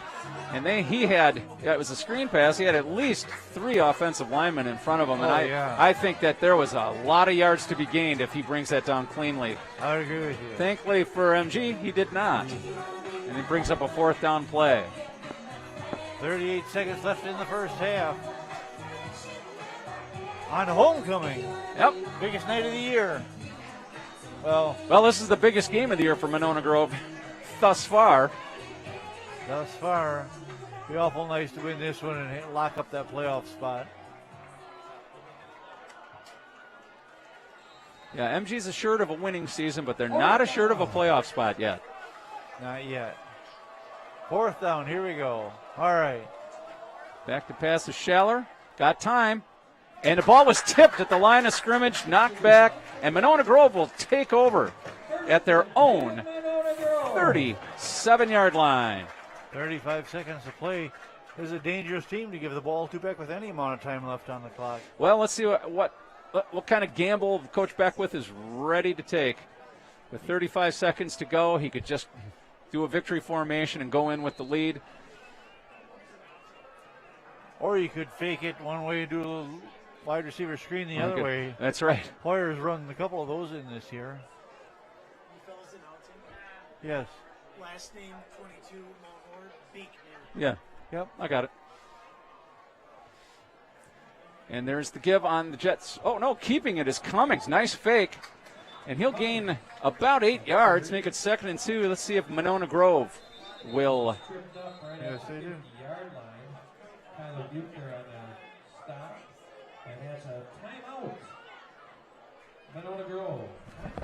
Their second timeout. Just had somebody stop up here from the Mount Horeb side to correct us on a name pronunciation, but I think he corrected the wrong set of announcers. Yes. The field announcer has been calling Tyler Buchner.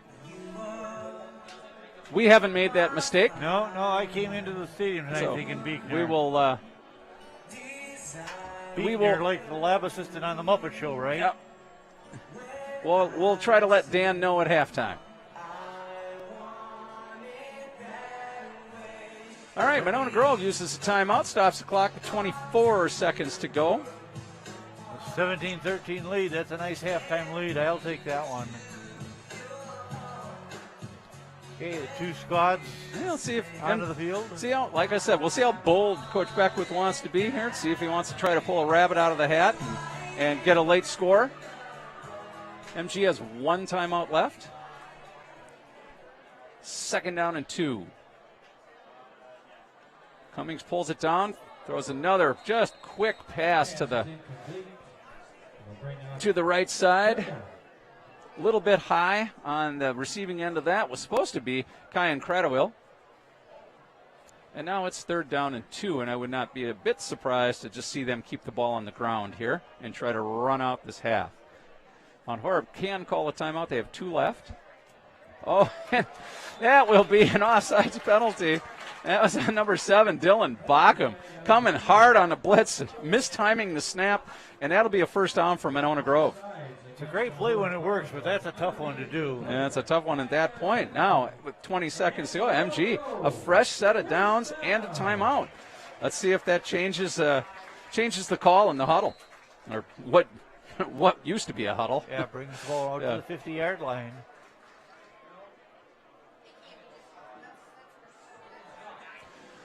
Both Dahlhausers lined up on this side of the field, part of 3 receivers over here. Now Tyler Dahlhauser in motion. That's a backward pass. They have to be careful. He's going deep. Oh, and Tyler threw it deep on the double pass there. Overthrew his target. It was a good call. I like that one. That was Ty Hoyer was the intended receiver, but it was overthrown. First pass of the year thrown by Dahlhauser. Yeah, kind of a fun call, and surprisingly, Hoyer was pretty well covered on that play. Usually, you get a double pass like that. Somebody's going to bite. That's right. Hoyer, yeah. the wideout on the other side of the field is going to be wide open. I have a feeling they put somebody on Hoyer and said, wherever he goes, you better be there. Give this to Marsh. And Marsh will gain 5. And I think they'll probably let the clock run out here. 3rd down and 5. And the clock ticks away, and that will be the end of the first half. Monona Grove leads this game 17-13. Neither team scored in the first quarter, but MG scores more than Mount Horeb in the second quarter. We'll go to halftime. MG 17-13, and we'll come back in a little while and recap the first half action. In the meantime, hang out and catch the Monona Grove Band and, of course, the coronation of the homecoming court.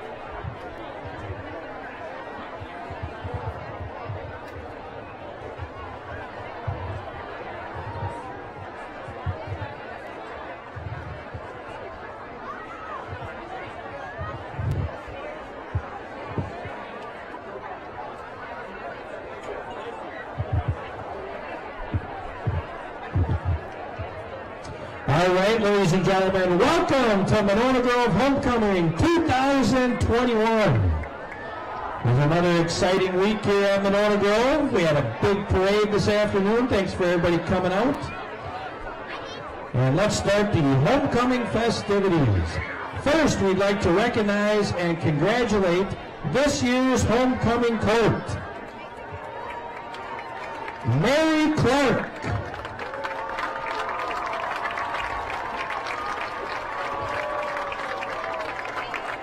Keep going, Mary, all the way to about where it says 50. That'd be perfect.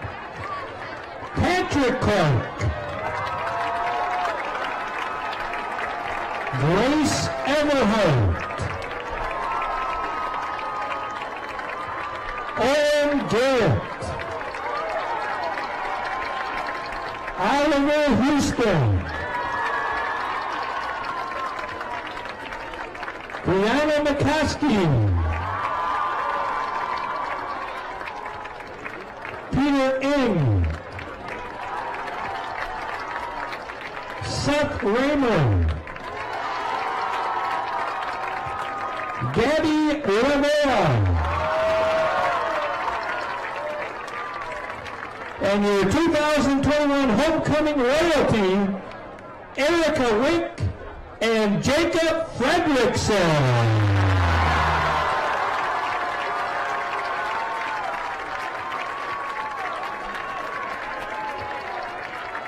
All right, get those cameras out. Take your picture. Here they are, ladies and gentlemen, your 2021 Monona Grove Homecoming Court.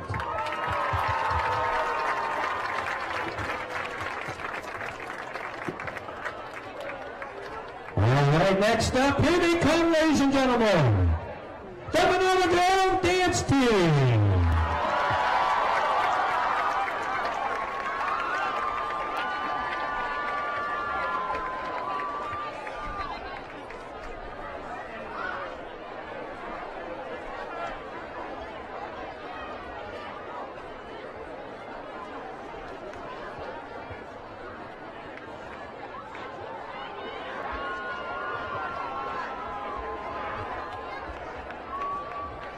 Let me hear you say, hey, Miss Carter. Say, hey, Miss Carter. Give me some.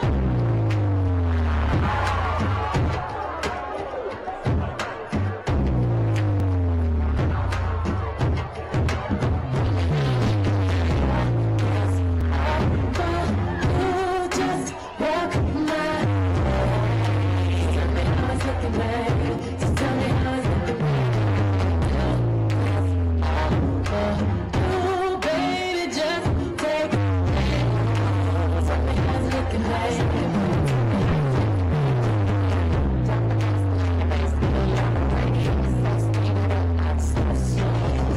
I just want the deep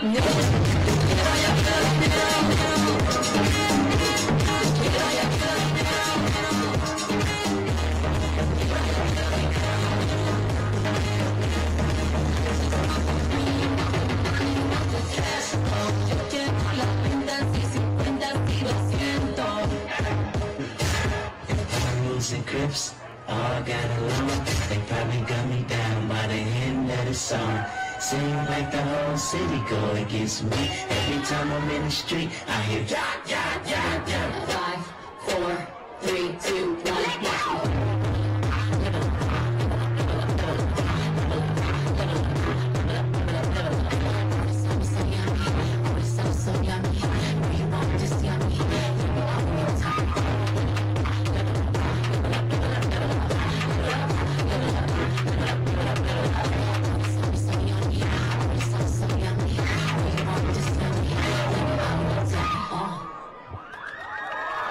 And they are the Monona Grove Dance Team. They're coached by Ashton Florence and Tracy Hines. Way to go.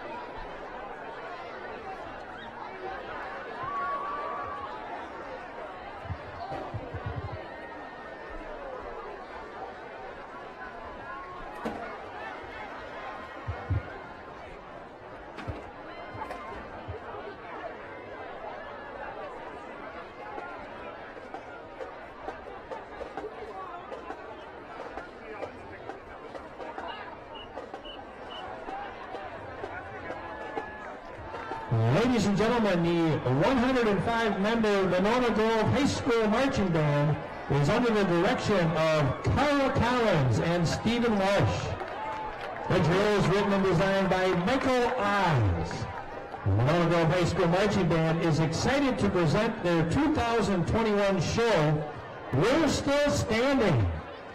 Our show features High Hopes by Panic at the Disco, Heartache Tonight by the Eagles, Firework by Katy Perry, I'm Still Standing by Elton John, and We Are Family by Sister Sledge. Ladies and gentlemen, the Monona Grove High School Marching Band is proud to present their 2021 show, We're Still Standing.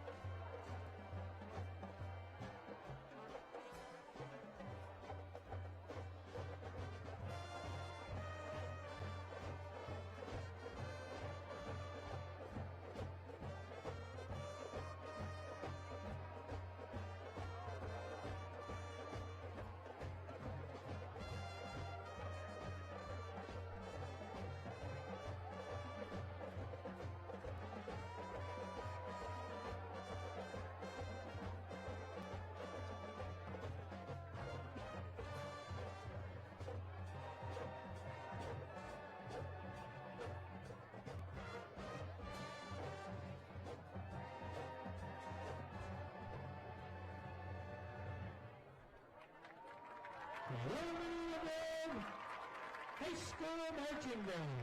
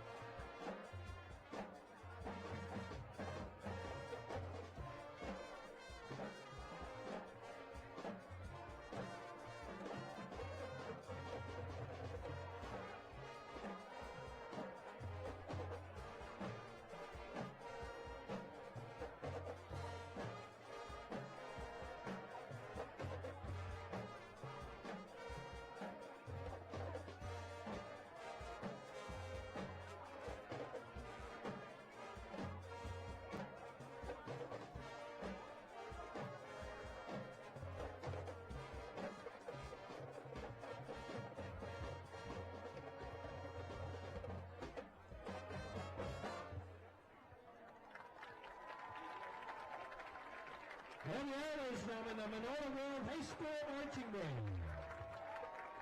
They are under the direction of Kyle Collins, Stephen Walsh, and Mr. Jeff Casper. The Monona Grove High School bands wish to thank all of their support staff, school administrators, Mitch McGrath, Jason Clayton, Melissa Hahn, and Joe Schneider, as well as all band families for supporting music. The Monona Grove High School Band program features 2 concert bands and 3 jazz ensembles in addition to the marching band. The band program also supports a pep band which appears at the basketball games throughout the year.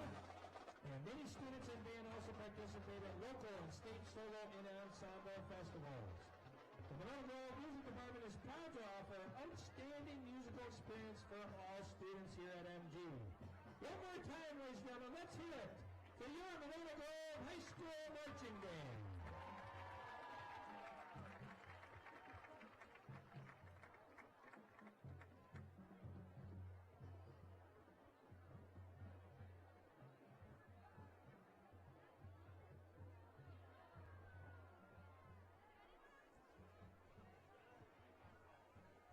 All right.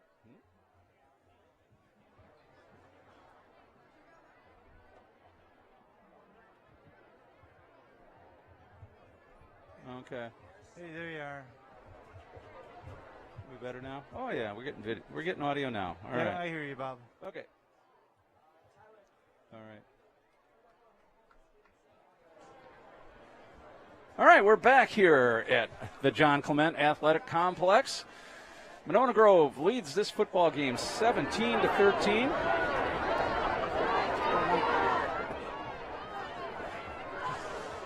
Yes, they do. Yes, they do indeed. Sorry, we're having a little technical, let's not say argument. Back here. Yes. Quarrel. Anyway, so. Buck Truth Loathsome Beavers. No, you didn't even mention my horrible Haggars from Western Dane County tonight. That was good. I like that. Anyway, Monona Grove leads this game 17-13 as we get ready to go to the second half. Let me recap the scoring for you, and then I'll turn to Steve to get you the statistics.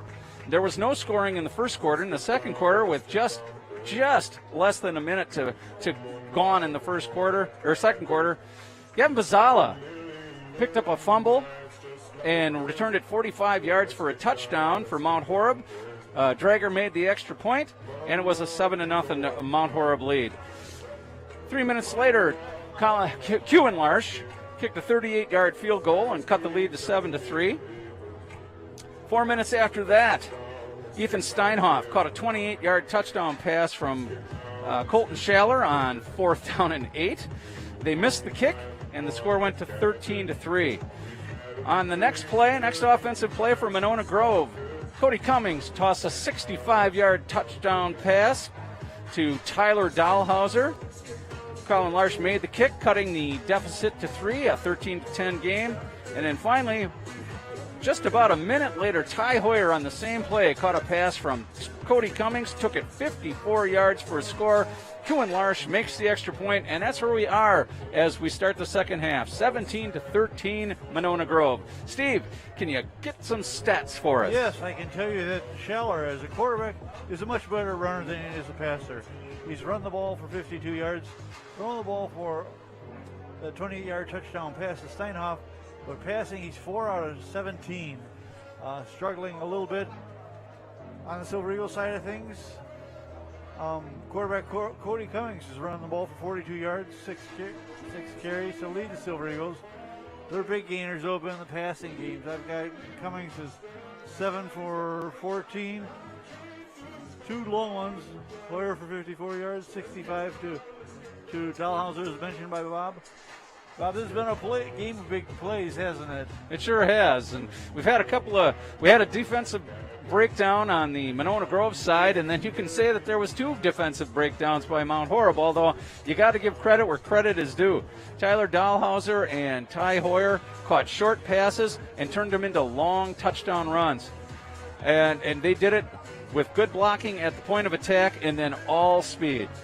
Well, Bob, we knew those 2 were fast. Did you expect them to be that fast? I mean, Tyler Dahlhauser was still pulling away from guys as he crossed into the end zone. I guess I've never had a good chance to see Tyler Dahlhauser's speed out in the open field. He generally plays defensive back and is mixing it up in the middle of the field. Doesn't see a lot of time on offense, doesn't see the ball a lot as far as his wide receiver duties go, but tonight he had one, and it was a biggie. Yeah, and followed immediately by Ty Hoyer's pass. Well, Ty Hoyer, we've seen plenty of. How many catches does Ty have tonight, Steve? I've got him only 4 catches. 4 catches? 4 catches. I see only 3. 3 catches, you're right. Which gives him 32 on the year. He had 29 coming into this game. And I do want to make mention that Ty Hoyer set an all-time Monona Grove record at the last game I was at, and that was in the Reedsburg game, with 13 catches, outdistancing the 10 that Zach Zweifel pulled down about, how long is it now? 10 years ago. 2 years ago, yeah. Yeah. So that's quite a feather in Ty Hoyer's cap. He has really been, he's really blossomed as a senior. Yeah, it's fun to see a kid like that play 3 years for the Silver Eagles, and boy, has he matured and grown into a fine ball player. I also looked at his career stats. He's up to 57 career receptions here at Monona Grove. That's good for 4th all time. Oh, really? Yeah, behind Zach Zweifel and Andre Naherniak and Ryan Hummer. Now, he's got a ways to go to catch Zach Zweifel, but he could possibly catch Ryan Hummer, especially if they get an extra game into the playoffs this year. He's only 21 receptions behind Ryan Hummer. Andre Naherniak was just picked for the traveling production of Officer and Gentleman. I did not know that. Yes. Naherniak second all time on the reception list, and he was a lot of fun to watch. And he played with Alec Ogden, and those were the halcyon days, I'll tell you, of the Monona Grove passing game. That was the first couple of years that they played the spread offense, and boy, Alec Ogden and Naherniak and Jackson Thompson, those guys worked that baby like a fine-tuned engine. It just purred. They averaged 44 points a game. By far the school record. All right. Mount Horeb kicking off against the Silver Eagles, and they booted out of bounds, so we'll get good field position to start the second half. That's the second time that they've kicked the ball out of bounds on a kickoff, and boy, you can understand why. The field's only 50 yards wide. I mean, how can you expect them to kick it in the field of play? Hey fans, here we go. One last time for this ticket. Come on now. So Monona Grove will start off on offense as we start the second half. They're up by 4. This could be a big possession should they go down and score another touchdown. They will have the ball at their own 35 to start. Yeah, MG could turn this into a runaway game if they can put some plays together and put another 6 on the board here.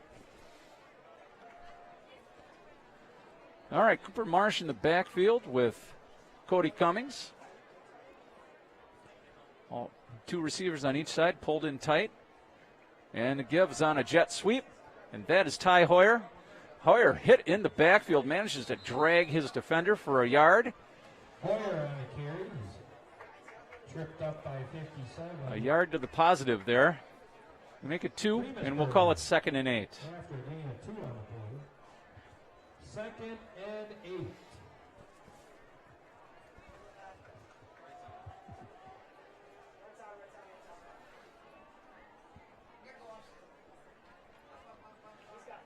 Quick pass to Hoyer. We've seen this play work a couple of times tonight. Close to first down. Pass caught.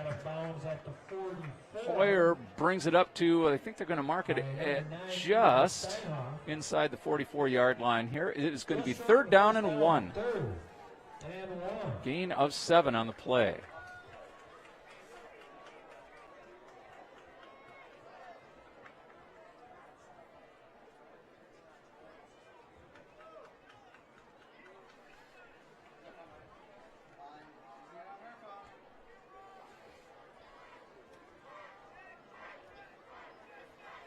Grant Dahlhauser in motion. No, this is going to be kept by Cummings. He'll get the first down. Oh, just push that guy with a forearm. Yeah, he had Hayden Eccles out in front of him, but it was the pursuit from the left side that brought him down. But it is a first down. An 8-yard pickup on that one, I think, Bob? No, not quite. Let's call that about a 3-yard gain. All right. First down at 10, MG at their own 47-yard line. 5-7, 6-3.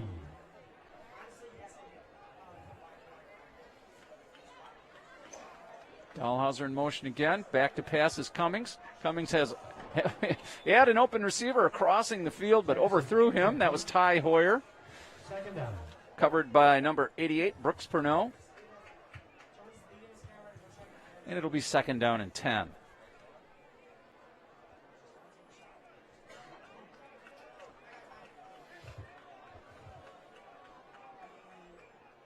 Well, Bob, did the people you figure would make homecoming court actually make it this year? Yeah. Well, I got in on the pool, but I don't think I did real well. Yeah. They all had tiaras on. That part was nice. All right, low snap. Cummings again, back to pass. This one's picked off. Wow. Pass is intercepted. That was intercepted by Dylan Bockham. I think it was Dylan Bockham, number 7, but interception yeah. to the 38-yard line, where it'll be 1st and 10, Horeb Barneville. Yeah, it looked like number 7 pulled that down, but the field announcer says it was number 2, Trent Owens, but without replay, I won't be sure. Either way, it is a turnover by Monona Grove. First interception of the game by MG and their 2nd turnover. And it gives the Mount Horeb Vikings good field position, that is. Yeah, Deep in Monona is up to them to be determined yet. Deep in Monona Grove territory at the 38-yard line. Well, this is how Mount Horeb got the lead in the first place, was on a turnover. Colton Schaller back, take the snap, gives it to Buechner. Looks like an option pass. Buechner looking deep, and he just throws the ball out of bounds. No chance. Good pressure out there. 2nd down.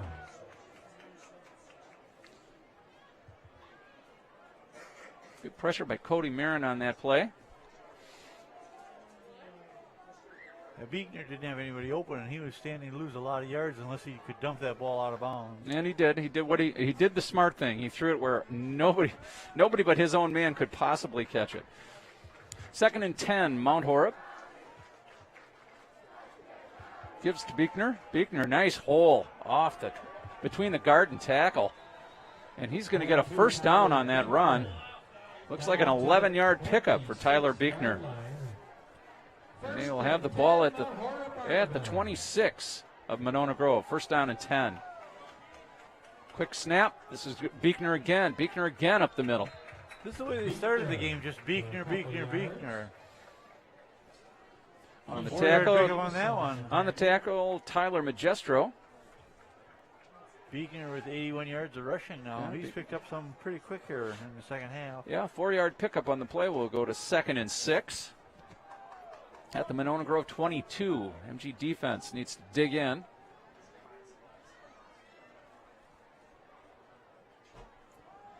Shaler keeps, tries to take it himself, off tackle to the right, pulled down quickly.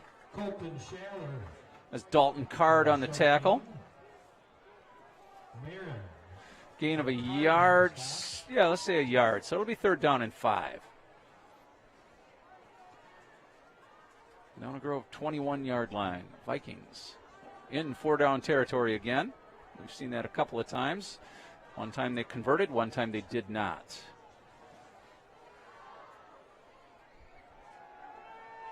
Shaler back to pass as an open receiver. Did he bring it in?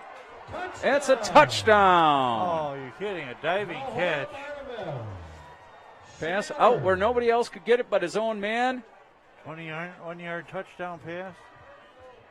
Was that Owens? Danu on the touchdown catch. That was a 21-yard touchdown pass. And once again, Mount Horeb has taken the lead. For an injured player. Hey, ladies and gentlemen, we're going to reopen that 50-50 ticket. So get out your tickets. We're going to call a new number right after the extra point try. Drager attempting the extra point. Scratch that. The winner has arrived in the press box. All right.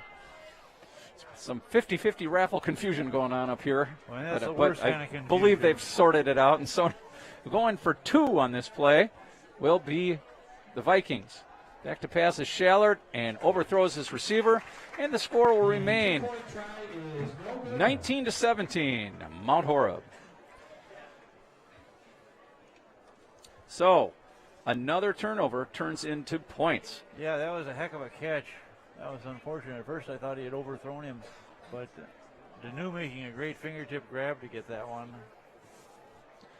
Yeah, he did lay out for that because that pass was not on the money. So you got to hand it to the wide receiver on that play. All right, we are just under 3 minutes into the 3rd quarter. Plenty of game left. Mount Horeb leads it 19-17. The difference in this game, Steve, has been turnovers. 2 turnovers by Monona Grove. The first one led directly to points on a long fumble return. And this one, an interception, was turned into points by the Mount Horeb offense, and they now have the lead by 2. MG will get it. MG's offense is going to get the ball right back here. Another chance to straighten things out. I think we can put things right.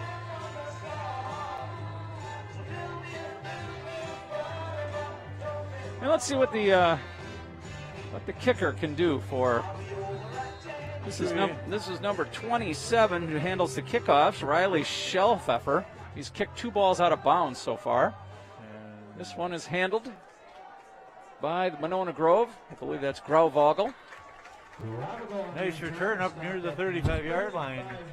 Grauvogel has consistently given Monona Grove good field position on his punt and kick returns this year.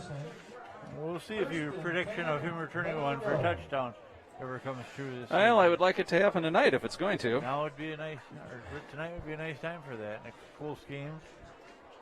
So Monona Grove will take the ball at the 35-yard line. Coincidentally, that's where they started the second half, was at their own 35. Yeah.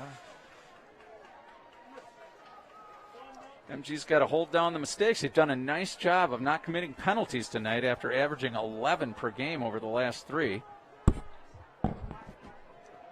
There's the give to Marsh, going nowhere. Big loss on the play. Yeah, boy, he might have lost 4 or 5 Yeah, yards. boy. Mount Horeb just brought it. We brought the house on that one. Lost 2 yards by Marsh. It'll be 2nd down and 12. Lucky that was all he lost. Once again, Mount Horeb does not have to respect the long pass. MG has not been able to throw deep in this game. See if they've made adjustments to take away that wide receiver screen that's been so effective for MG.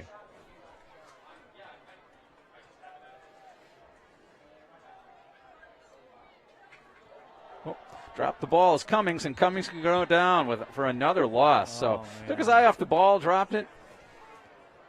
Cummings is dropped for a loss. And that's going to be a big loss.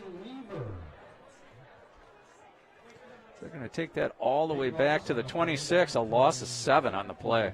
Yikes. 6-yard line. So it'll be 3rd down and 19 yards to go.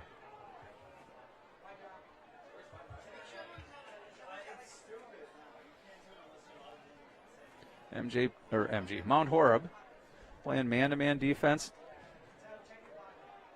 but giving the receivers a lot of room. They'll give up the short one, but they're not going to give up the deep one. Back to pass is Cummings. Cummings under a lot of pressure, and down he goes. Cummings is thrown for another loss. So he's sacked on that play, first sack of the game. Couldn't tell you who made the sack. Mount Horeb. Yeah. So 4th down and a mile, and Monona Grove will be forced to punt. Well, it looks like the Mount Horeb defense is going to just go into straight-up attack mode. Puts them at risk for big plays, but MG, other than the 2 wide receiver screens, shown they can do anything about that. Punt is away, another short punt by Cummings. That's not even making the 50. It'll make the 50 Oh, just barely. Roll, but yeah, Right. just barely. Right at the Yeah, midfield stripe. We'll call that a 26-yard punt. 49.5-yard line. And Mount Horeb will take over. 1st and 10, Mount Horeb. First down at the 50. And MG's defense needs to dig in and get a stop here. They cannot afford to give up another TD to the Vikings. The Vikings and the Silver Eagles have played each other to a deadlock over the course of these two schools' interactions. Both have won 3 games. Mount Horeb has beaten Monona Grove in the playoffs, however. Remember Max Mailer? I do. He plays quarterback for a WEAC team, and that's a give to Beekner. Beekner with the first down. He'll get a first down on that play. To the 37. Gain of 13 yards on the play by Beekner, and Beekner is threatening a 100-yard game here. Kind of a quiet one so far. 94 yards. First down and 10, Mount Horeb. Timeout on the field. We have an official's timeout for injury. There's an injury on the field. Monona Grove player down. That's Brooks Goff down out there. Got a chance to say hi to Brooks' father at halftime. He was enjoying taking in the game. Good old bullwhip Goff. They're working the calf. It would not surprise me to see Goff having a cramp. It is warm tonight. Surprisingly warm for October 1st. Yeah, 80 degrees at game time. So it doesn't surprise me to see players come in with cramps. And hopefully that's all it is. At least that will get better. Only one home game left after tonight's game. Yeah, in 2 weeks they'll face Fort Atkinson.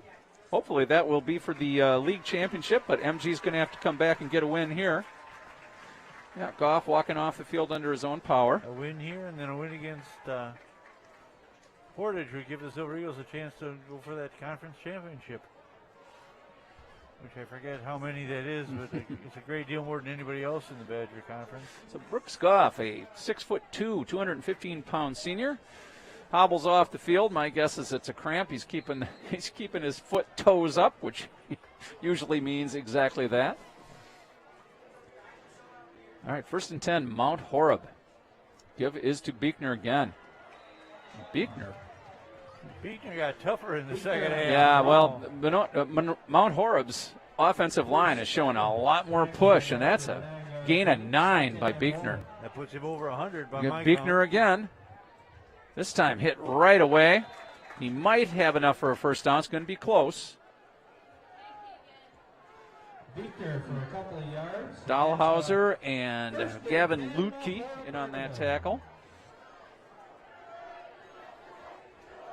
Lutke replacing Goff on defense. 1st and 10.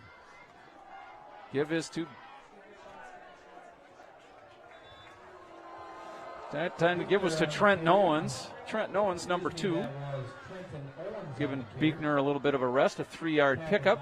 It'll be 2nd and 7 at the Monona 18-yard line as Mount Horeb threatens to add to their lead.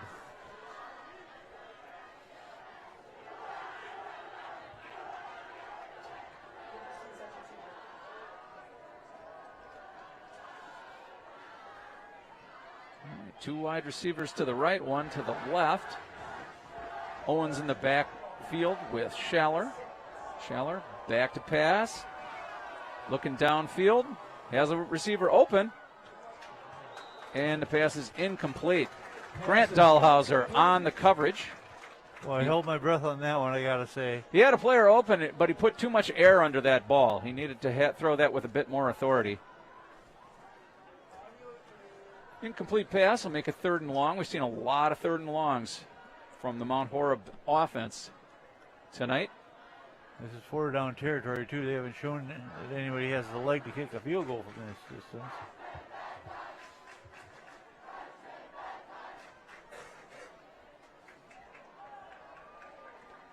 And there's the give on the jet sweep. Jet sweep is going to break open, and that's going to be a touchdown for Ethan Steinhoff. Touchdown. Number 9.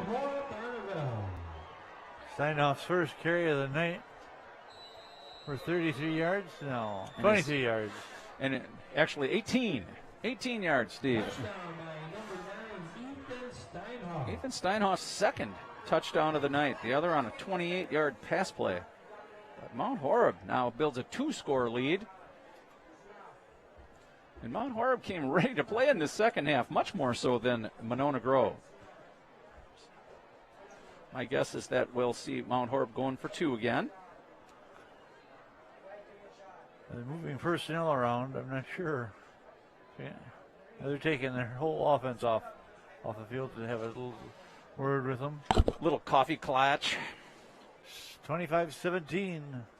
The Vikings on top. So until that run, Ethan Steinhoff had rushed 3 times for -5 yards this year, but we'll turn that into a plus now. Yeah, that's his first run tonight, and he gained 18 in a touchdown. So 25-17, we're awaiting the extra point try. My assumption is they'll be going for 2, and they will. No, I take that back. They are going to just drive a single point.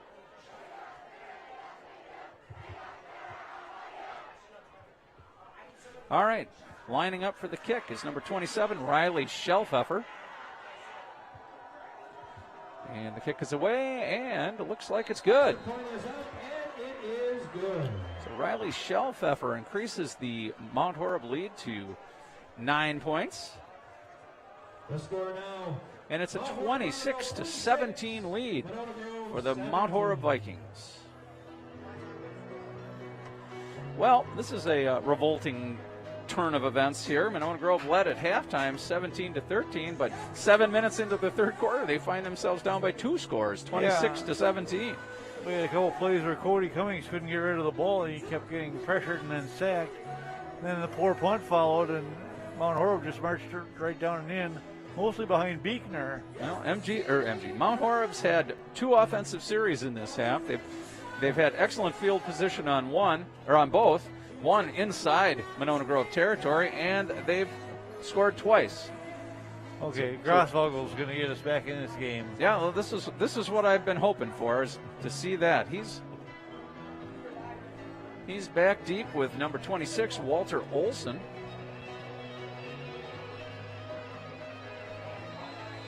All right, and we're ready for the kickoff. We are. Schellpfeffer, short. This will be taken by Olson on the bounce. Olson just bolts up the middle. About a 10-yard return, and Monona Grove will have the ball at the 33-yard line. First down and 10, MG. The offense needs to get something going here in this half. They've turned the ball over once and then a 3-and-out on the second series. Now down 9 points. So it's time for MG's offense to kind of shake things off a bit. Sounds good to me, Bob. Sounds better than it used to.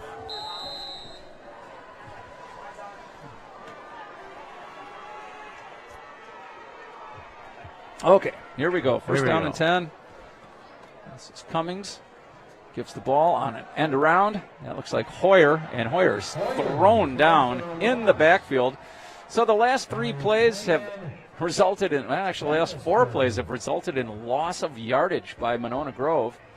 This one, a loss of 4 yards. No, let's make it 3. A loss of 3 yards, and it'll be second down and 13.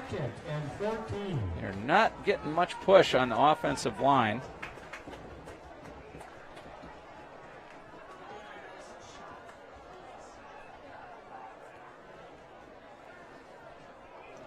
All right, play in. In motion is Hoyer. Cummings keeps going back to pass under pressure. He'll have to run it.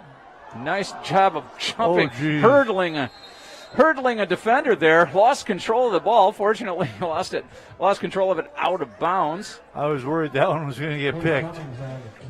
So Cummings making something out of nothing. Didn't have very much time at all to set up the throw. We'll see where they're going to mark it.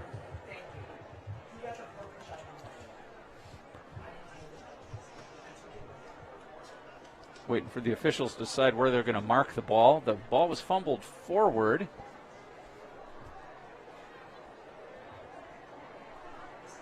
Lots of discussion between the Zebras.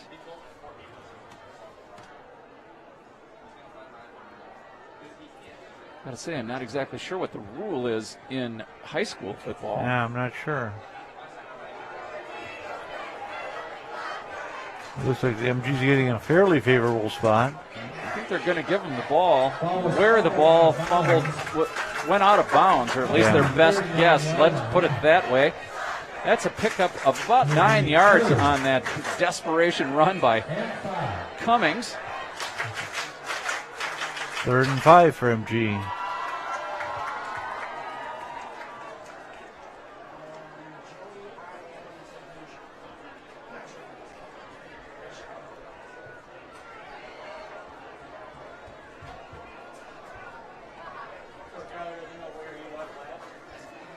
Motion is Tyler Dahlhauser. Fake to him. Under pressure again is Cummings, and this time he'll go down. Another sack. Boy, they're just not getting the pass blocking they had in the first half. I know. It's somewhere. Bazala in on that, as was number 13, Mason Weaver. Number 2. Cummings, no time at all to throw, so it'll be 4th down, and Monona Grove forced to punt it away. So 3 series and nothing to show for it so far in the second half for the Silver Eagles. Yeah, in fact, they've gone backwards in terms of yardage. Cummings needs to get a leg into one here. They need to back Mount Horeb up a long ways on the other side of their 50. There's a better punt. That's a better punt. And they're going to let it bounce. And it's going to take a Monona Grove roll. Inside the 20. To the 23-yard line of Mount Horeb. Nice kick.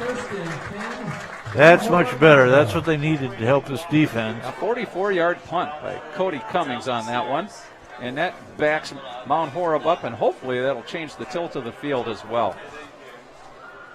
But it's been all Mount Horeb here in the second half. Yeah, if I were them, I'd stick with what they're doing. Just keep giving it to Beekner. Yeah, they've outscored the Eagles 13-0. And MG has not looked good on offense. So whatever adjustments the Mount Horeb coaching staff made at halftime were the right ones. Absolutely.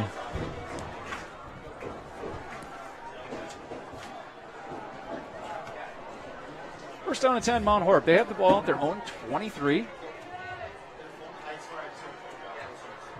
Give is to Beekner again. And a flag down, right in the area where you'd expect to see some holding. And that could be a fortunate circumstance for MG. And that's the call, holding on Mount Horeb. So that'll back them up, negate that 4-yard pickup by Beekner. Plus a little.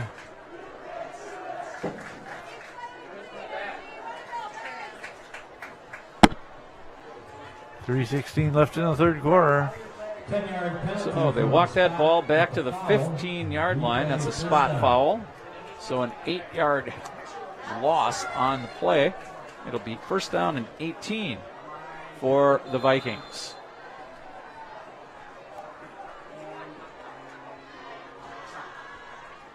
Schaller gives the ball to Beekner. Beekner met immediately. He might have lost a little bit on that run. Got a carry, short carry. Brooks Goff in on the tackle. Back on the field, good to see. Evans on the stop. I can't see what sort of position the ball got placed in. The ball's at the 16-yard line. So about a yard gain. Mm-hmm. So it'll be second down and 17.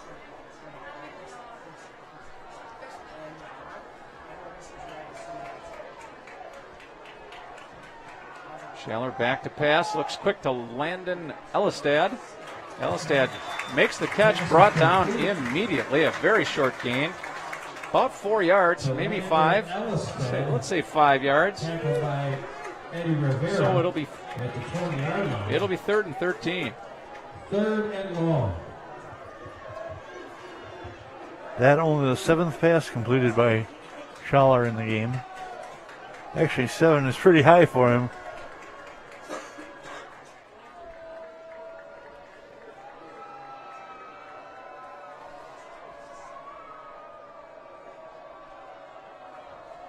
Shaler again, back to pass, a little bit of pressure. They set up a middle screen, and that's going to be close to a first down. Buechner on the catch.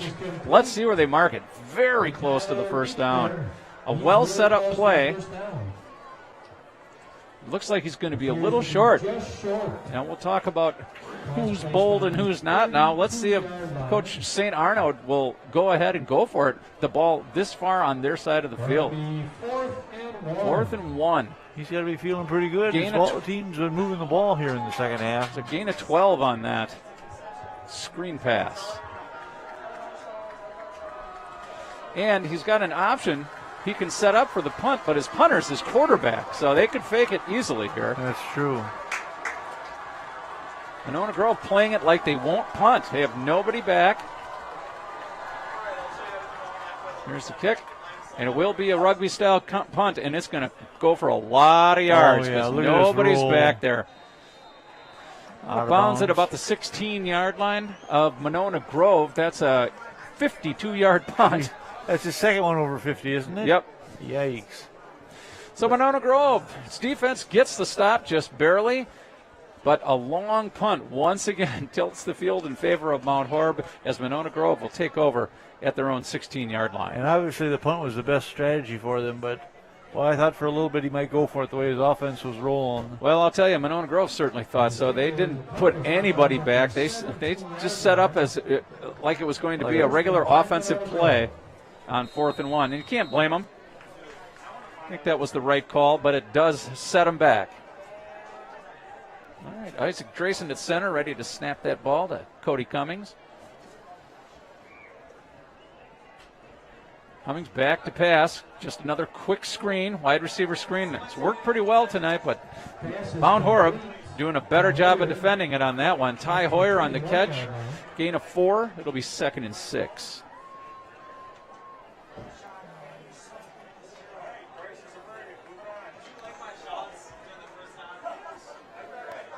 Gain of 3, 2nd and 7. Low snap.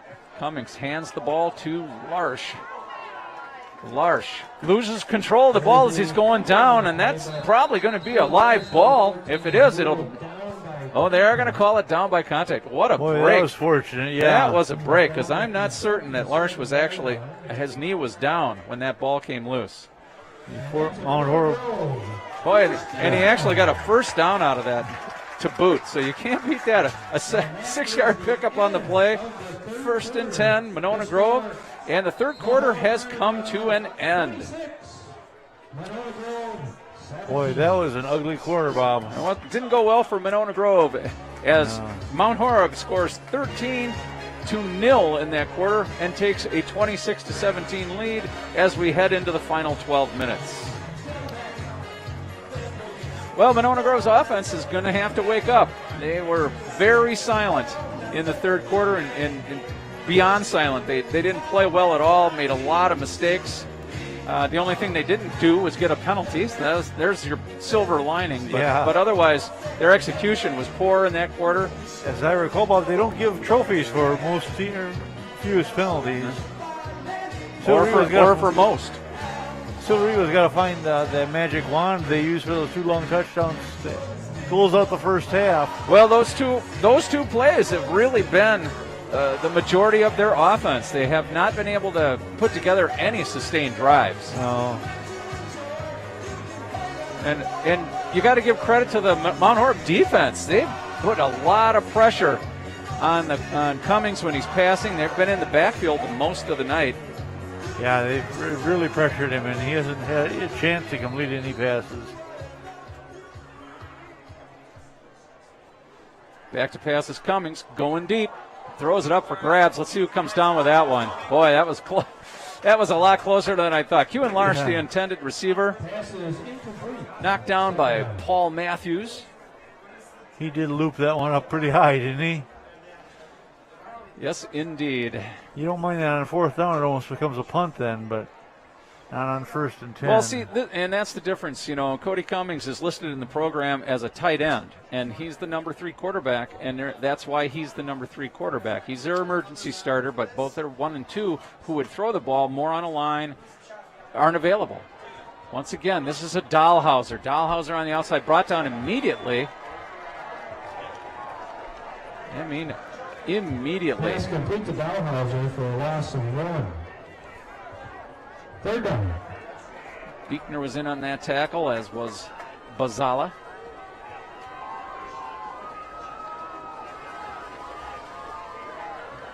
All right, 3rd down and 9 for Monona Grove. Can ill afford a 3 and out at this point in the game, down by 9.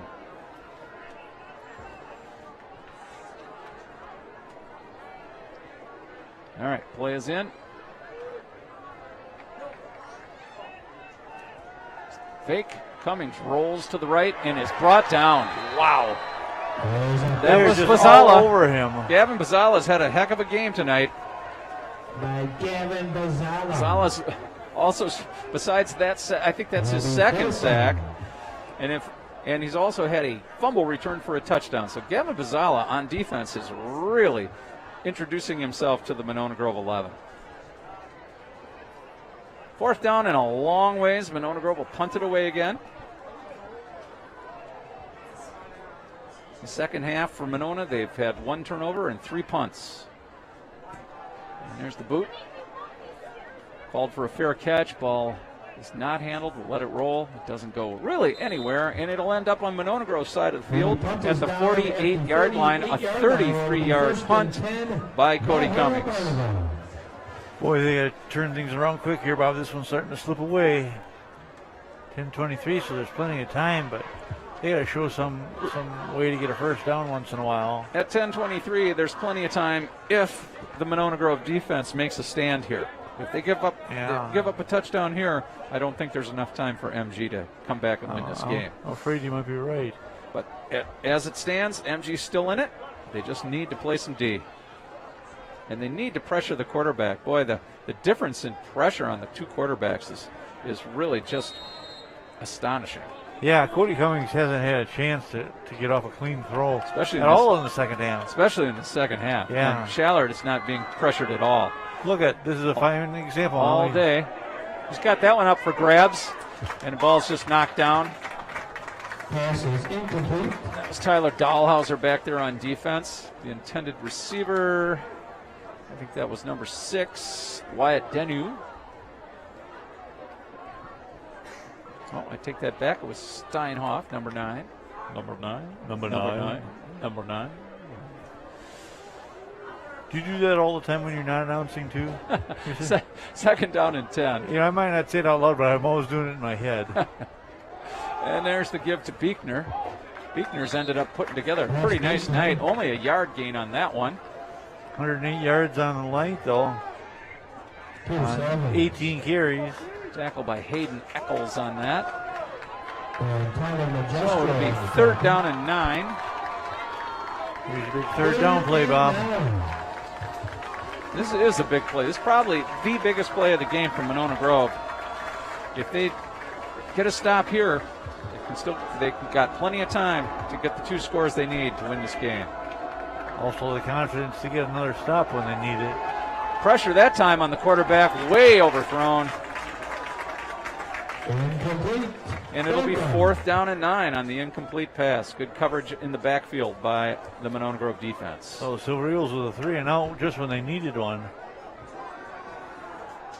Let's see if this swings the momentum a little bit for MG.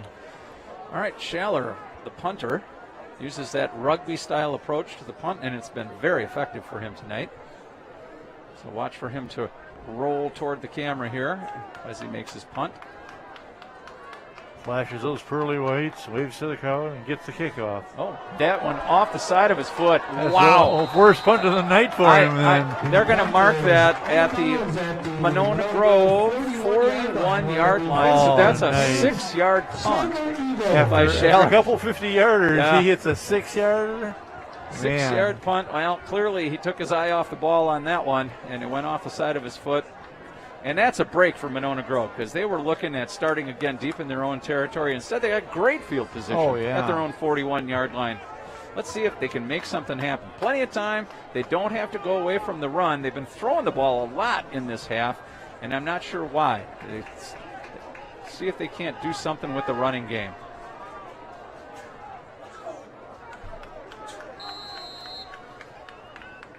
Nine and a half minutes to go in the football game. MG down by 9. Fake to Hoyer, back to pass as Cody Cummings under pressure throws the ball out of bounds. A smart play by him. And did I see a flag come in late? Pass was incomplete, but there is a Yeah, I saw a flag come in late, and it's going to be a roughing the passer penalty on Mount Horeb. A huge break for That's MG. huge, yeah, because that's 15 yards. Yeah. Once again, Cummings, no time to throw the ball. Just threw it out of bounds rather than take the sack, and then came away with a roughing the passer penalty. So that'll be a first down for Monona Grove after they walk off 15 yards, and they'll have the ball at the Mount Horeb 44-yard line. That was a huge play. This is when you say, this is when you trot out the old phrase, make that one hurt. Yeah, this is one you got to make him pay for it. Back to pass again. Cummings looking deep. Got Dahlhauser open.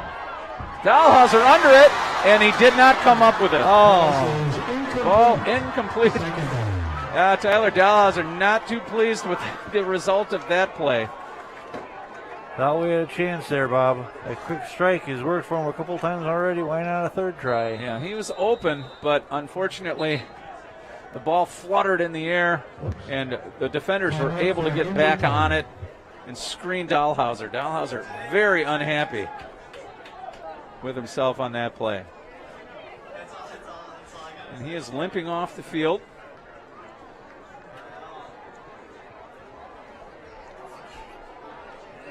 Take this play off, and it'll be 2nd down and 10 after all that excitement.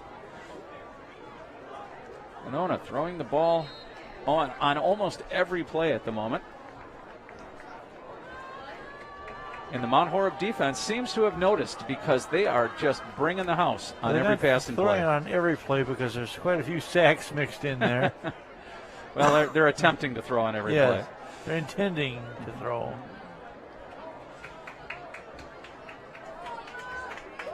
I've seen precious little of Cooper Marsh carrying the ball here in the second half. Yeah, Cooper's, I've got him for only 4 or 5 carries for the game. So give it to Marsh, and Marsh hit immediately. That was number 7, Dylan Bockham on the tackle. He might have got a yard on that one, but that was it. I'm not even convinced he made the line of scrimmage. No, he lost a yard on that, Yeah, and it'll you're be 3rd down and 11. Well, I guess that's why they're not running the ball. The MG offensive line's got some big kids on it, but they're not getting much push. 3rd and 11, big play for MG. They really need to convert here. And Cummings keeps taking his time, looking upfield, and brought down by Trenton Owens. Out in open field, number 2. Not enough for the first down, but MG is pretty much going to have to. They're obligated to go for it here on 4th and 8. 3-yard pickup by Cummings on that play. Cummings with 51 yards rushing on the night. Quite a bit less than last week when he had 117.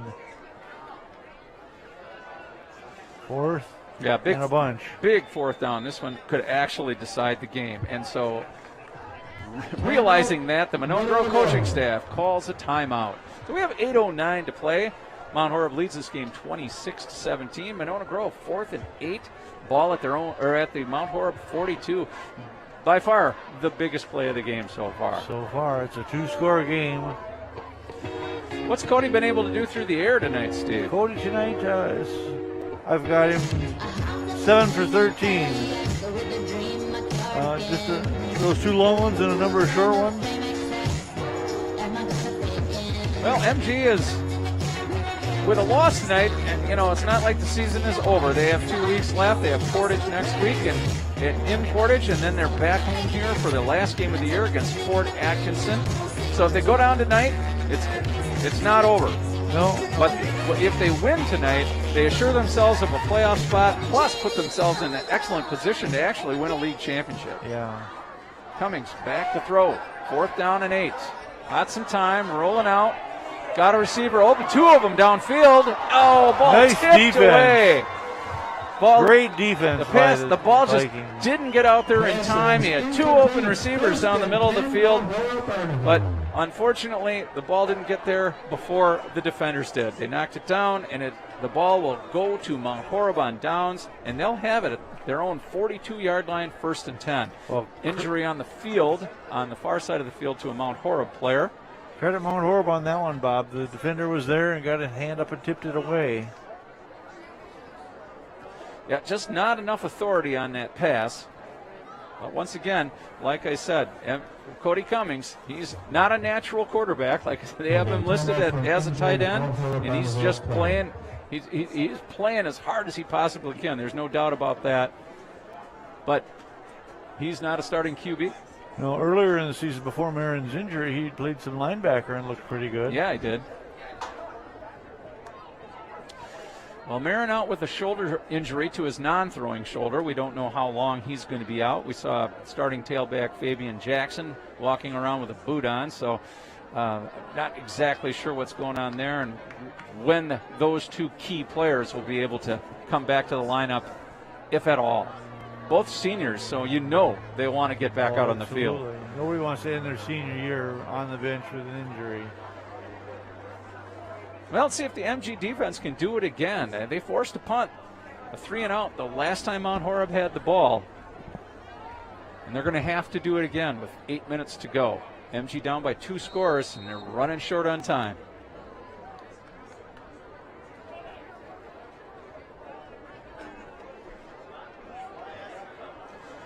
A lot of players starting to cramp up. The heat is getting to them. Saw Markel Curry over here limping on the sideline. I think he's trying to walk off a cramp too. There's the one problem. I mean, we've had nice weather to play football in, but it's been a little too warm for some of these kids.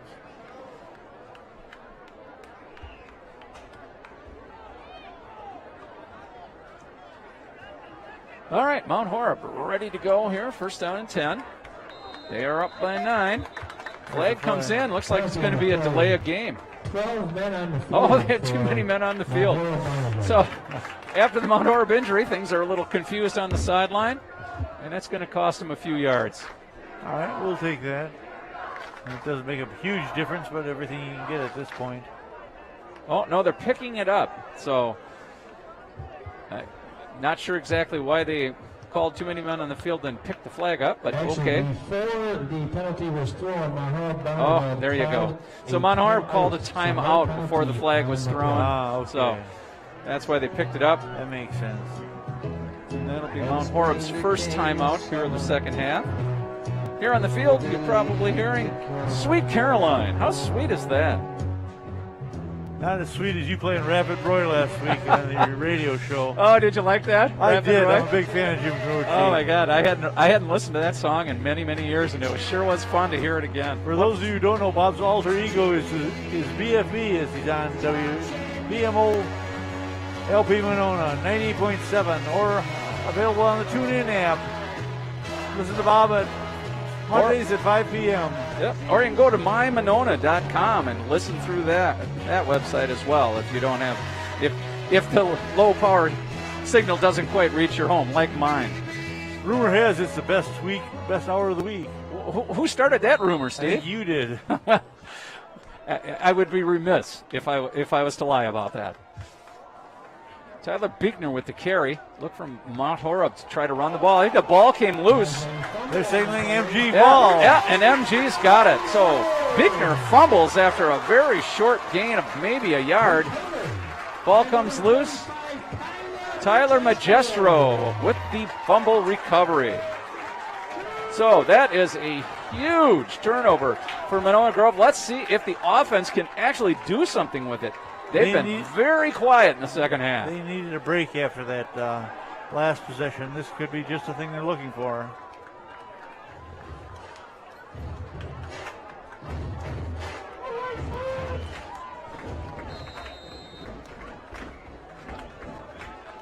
All right. MG takes over. First down and 10. 7:53 to go in the game. They have the ball at the Mount Horeb 43. Fake to Hoyer and then smacked. Number 13, that is Mason Weaver. Wow. He just laid the wood to Cummings. Nobody touched him on the outside there. He just had a free run at Cummings and made it count. Big loss. All the way back. It's an 8-yard loss. All the way back to the Monona Grove side of the field at the 49. It'll be second down and 18. Excuse me. Cummings gets rid of it quickly this time. Another quick pass to the outside. Ty Hoyer on the catch. Hoyer gets back about 7 of those 8 lost yards, and it'll be third down and 11. MG putting themselves into tough position with these third and longs. Yeah, there's just way too many, and then should they make it or not make it, they end up with a fourth and long. They got to make a few of these if they're going to have any chance. We have a Monona Grove player down on the far sideline. We'll get you his number and name as soon as we can make it out.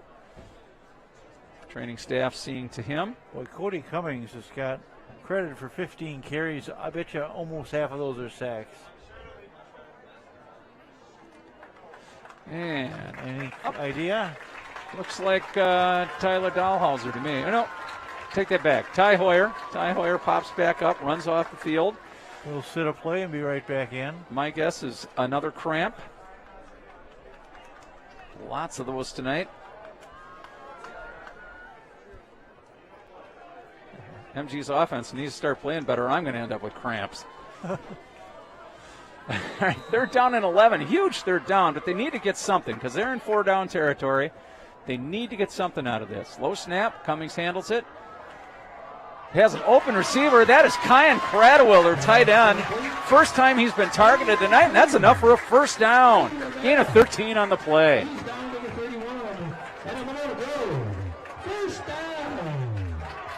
What number is Cradwell? 8. 8, thank you. First down and 10, MG, and they're quickly back to the line. Ball at the 32. Snap is away. Cummings under pressure, throwing deep. He's got an open receiver. And overthrows it in the end zone. Yeah, a little too much on that one. I think that may have been Eddie Rivera out there. Yes, it was. Rivera playing mostly corner tonight, been pretty silent in the passing game. Hoyer's still on the sidelines here, Bob. Yeah, he's trying to shake off that cramp, I think. Second and 10.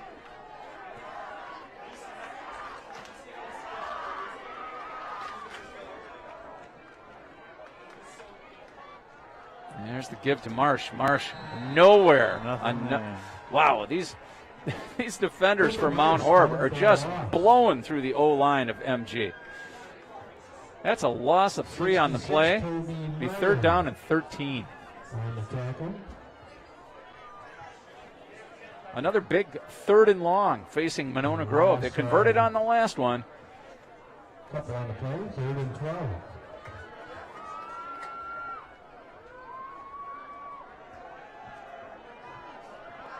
Well, Cummings under pressure again, nowhere to throw, but he did make some positive yardage out of that, so it'll probably bring us up to about a 4th and 7. We'll give him a gain of, let's give him a gain of 5. 4th and 8.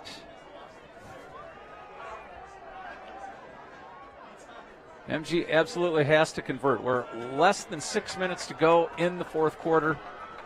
Monona down by 2 scores. Cummings has an open receiver across the middle, and ball's picked off. overthrew his receiver. That's Tyler Buechner on the interception. He had an open receiver in the middle of the field, just threw it a little high. Buechner makes a nice catch, and that will end that threat by the Monona Grove Silver Eagles. Their third turnover of the game. That's unfortunate. Buechner was in there in the way to catch that one, because that's going to put the Silver Eagles into a hole trying to get back out of this, especially if they can't get this ball back relatively soon. Well, Cody might have got a little excited on that one. He did have an open receiver down the middle of the field. Would have been a first down, but it just put a little too much zip on that ball, and Buechner comes down with the pick. Injured Mount Horeb Viking out on the field. His injuries are starting to mount up. Fortunately, none of them serious. But it's got the training staff on their toes, I'll tell you that. Man. 3:33 to play in the game, and this is looking bad for the Silver Eagles. 5:33. Got 5.5 minutes to go. Well, that's a little better, but darn still. your feeble eyes. Yeah. 5:33, 5.5 minutes to go. Monona Grove down by 9. Their defense. Holy moly, where did I come up with that? Their offense has been pretty impotent here in the second half. Yeah, they've really gone backwards on more plays than forwards, I think. They have not done much. Mount Horeb's offense has been just good enough. They've scored the 2 touchdowns they needed to take this 9-point lead. But their defense, Mount Horeb's defense, has been lights out here in the second half. Especially the pass defense. They have been all over Cody as he's tried to go back and absolutely. Get a clean throw off. And I don't think they're sending a lot of players. I think they're blitzing with their usual 4. Yeah. They might, or rushing with their usual 4. They might send a blitzer every now and then, but once again, if you're not that concerned with the deep threats, you can do that. You can just bring everybody. Well, and they are concerned about the deep threats. They should be.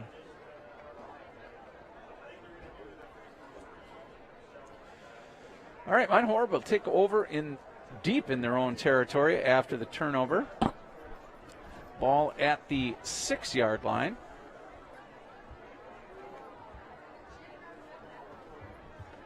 I don't see too many pass plays originating from this part of the field for the Vikings. Carries, I see.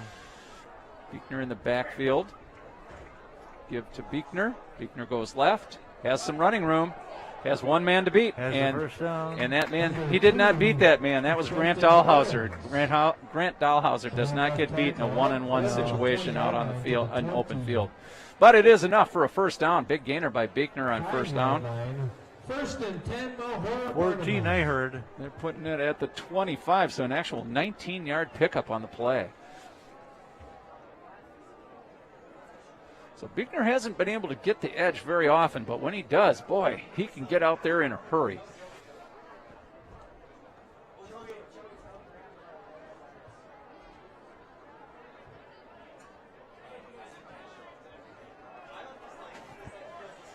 All right, taking their time is Mount Horeb.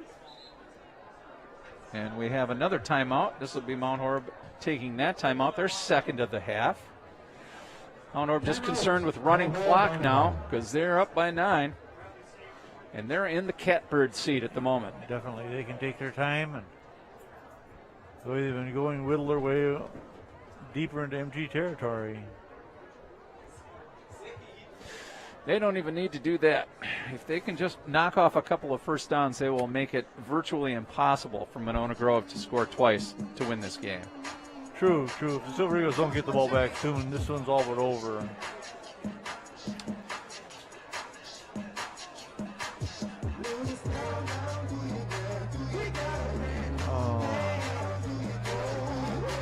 Why is it when you're behind timeouts even seem long? You know? Fortunately, in our 25 seasons here, Steve, we haven't seen a lot of losses here at home. No, we really can't complain. I bet you we've seen 80% wins. Oh, at least. Yeah, the first few years that we did it, it was wins were a little more fewer and farther between. But boy, since Mike Stassi came back in whenever that was, 2000 or 1999, boy, the wins have just piled up. And then handed off to Brandon. Yeah. Up the middle to Beekner.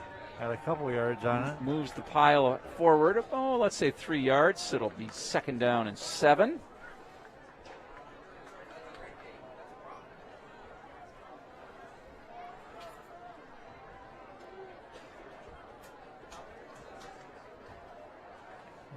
Nothing fancy about this offense right now. They're going to be keeping it on the ground. And running the clock. We're down to under 4.5 minutes to play. Scheller taking his time. Boy, I would say.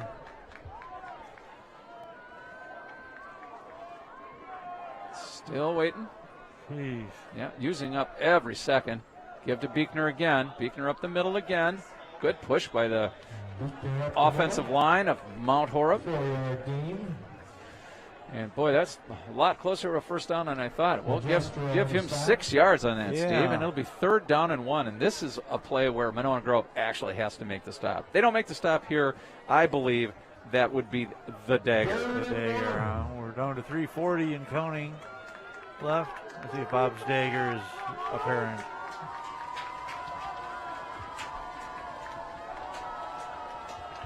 You're right, and Scheller's letting every last tick go.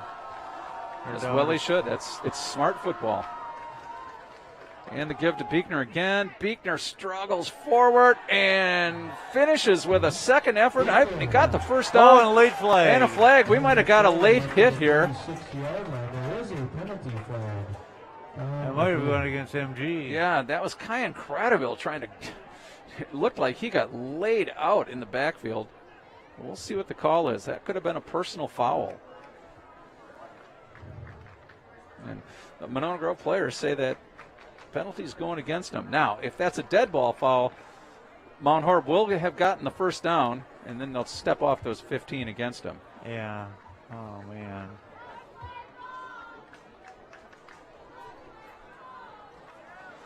Officials talking it over. Personal foul, Mount Horeb. Personal foul call. But I think it's a dead ball foul. So I think Mount Horeb's going to have a fresh set of downs with 3:19 to go in the game. Boy. So the initial play was a first down. So after the first down, They're backed up 15 yards all the way back to the 21-yard line of Monona Grove. It'll be 1st down and 10, Mount Horeb there. So it didn't help them, but it didn't hurt them. No, because the clock continues to run. Not sure why the clock would be running. That's a penalty on the offense. I don't know That's a why good they'd point. restart the clock. It is running. But it is running.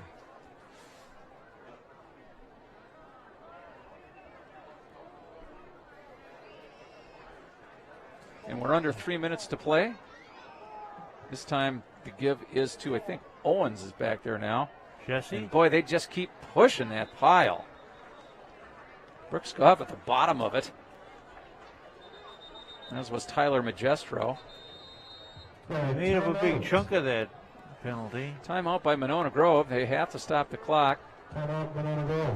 Gain of, about 3, so it's 2nd down and 7. 2:41 to play. MG down by 9.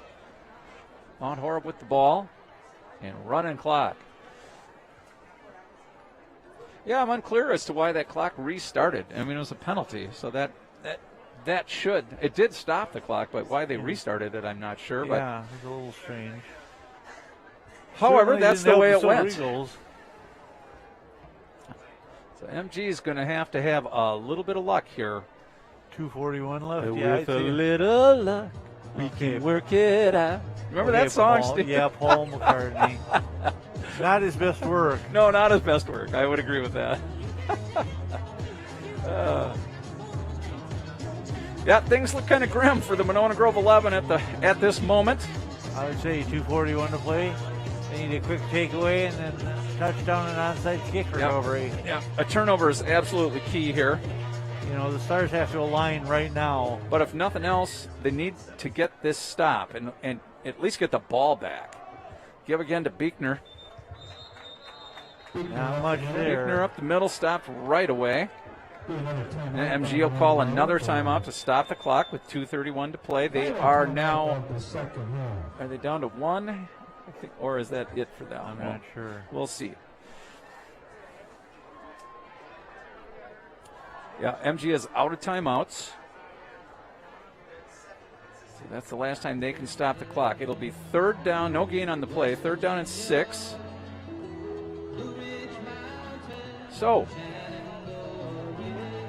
it all comes down to this for Monona Grove. They have to get a stop here, get the ball back, score quickly, onside kick, and then they have a chance. But that's their only chance. They do not get the stop here, this game is over. Yeah, because they've got no way of stopping the clock. A couple of kneel downs and the game is over. Odds are pretty long regardless of what happens on this play. Well, things look pretty promising at halftime, Steve. Monona Grove up 17-13. Yeah, they're rolling too. Yeah, they'd only given up one offensive touchdown. The other one scored on a fumble return. Well, Horeb's defense very opportunistic these last 2 weeks, and they've played very well in the second half. Yeah, they've controlled this game, and they've done better than to control the game. They came from behind to take the lead, and then they controlled the game. Yeah. Mount Horeb's defense has been dominant in the second half. The MG offense has been able to do precious little.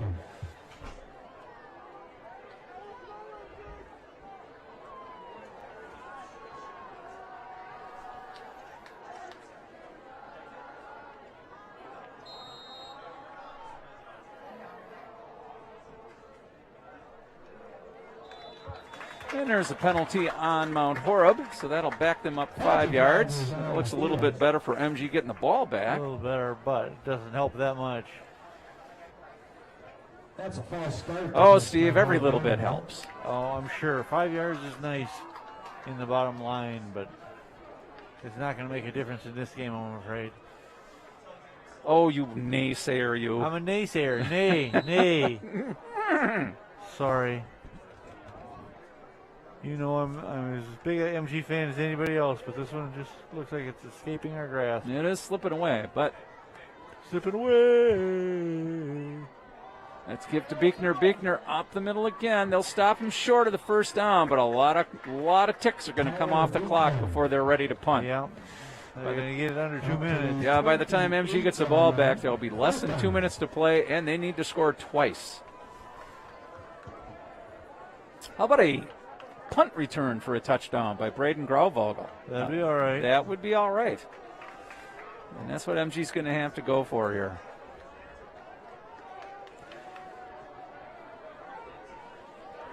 Let's hope he does it fast. 2 minutes left in the game, and the clock is running. And Schaller waiting for the snap. Schaller has hit a couple of booming punts tonight, but his last one only went a distance of 6 yards.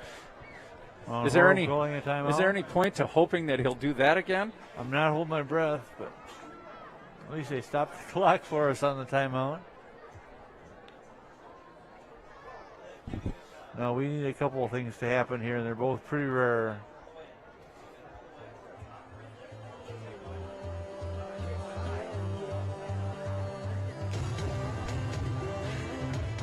First minute 49, we've seen stranger things.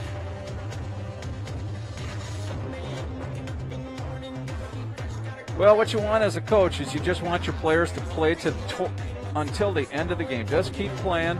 Things might not look too rosy, but you just want them to just keep playing. Yeah. Well, let's hope the Silver Eagles heard that message and continue to play hard to the end.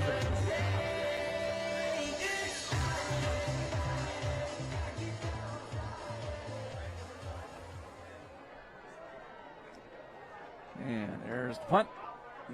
A much better punt than the last one, that's for sure. Grauvogel on the run, takes it on the hop. And the ball goes out of bounds at the 34-yard line of MG, and MG has got their work cut out for them. But I'm not ready to give it up just yet.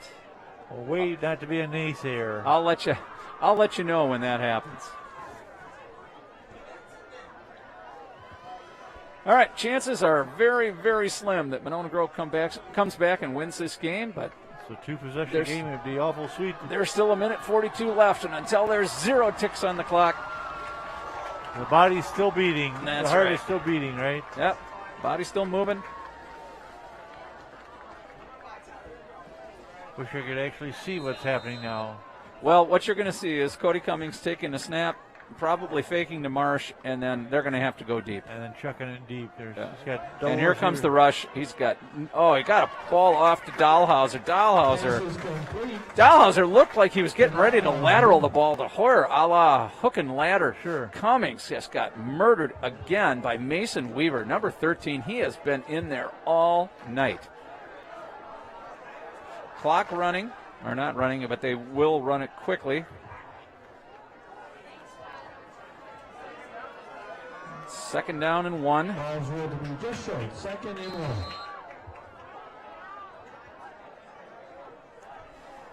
Cummings back to pass again. And this will be a first down throw. There's your hook and ladder to Hoyer. Hoyer breaks 2 tackles, almost breaks that third. If you could have got away from that third player, who knows? Hook and ladders are pretty exciting. They tried doing that on the play before, did it again there. Dahlhauser on the catch, then the lateral to Hoyer. Gets him to the 37 of Mount Horeb.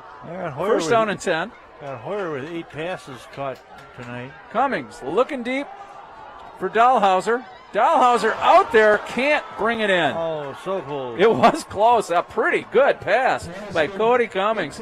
But Dahlhauser just couldn't bring it in. Second down, we got 1:11 to play. Dahlhauser still down on the field. I guess Tyler is exhausted. He's played both sides of the ball tonight, been active on both sides. Yeah, the kid's got a motor, that's for sure. Yeah, he's probably worn out. Second down and 10 for Monona. When play resumes, they're at the Mount Horeb 37-yard line. 26-17, only 1:11 left. Going to take something close to a miracle for Monona Grove to pull this one out. Yeah.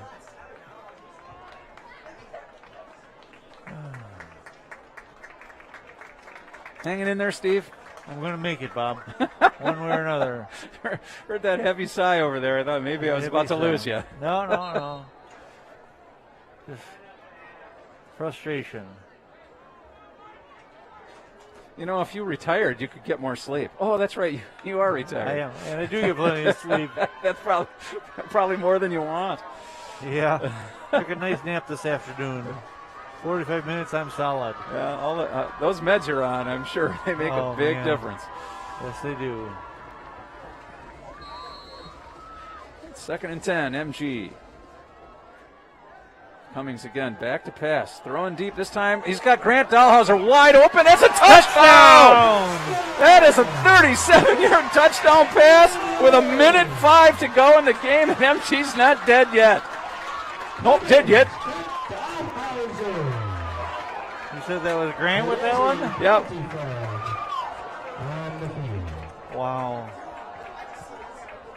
That was fantastic. All right, 1:05. That pass was right on the money. Way to go, Cody Cummings. And now Larsh with the extra point. You know, Bob, it's going to be awful hard to get the ball back from Mount Horeb. We're going to have to kick the onside kick. Oh, yeah, onside kick. Absolutely. They have no choice.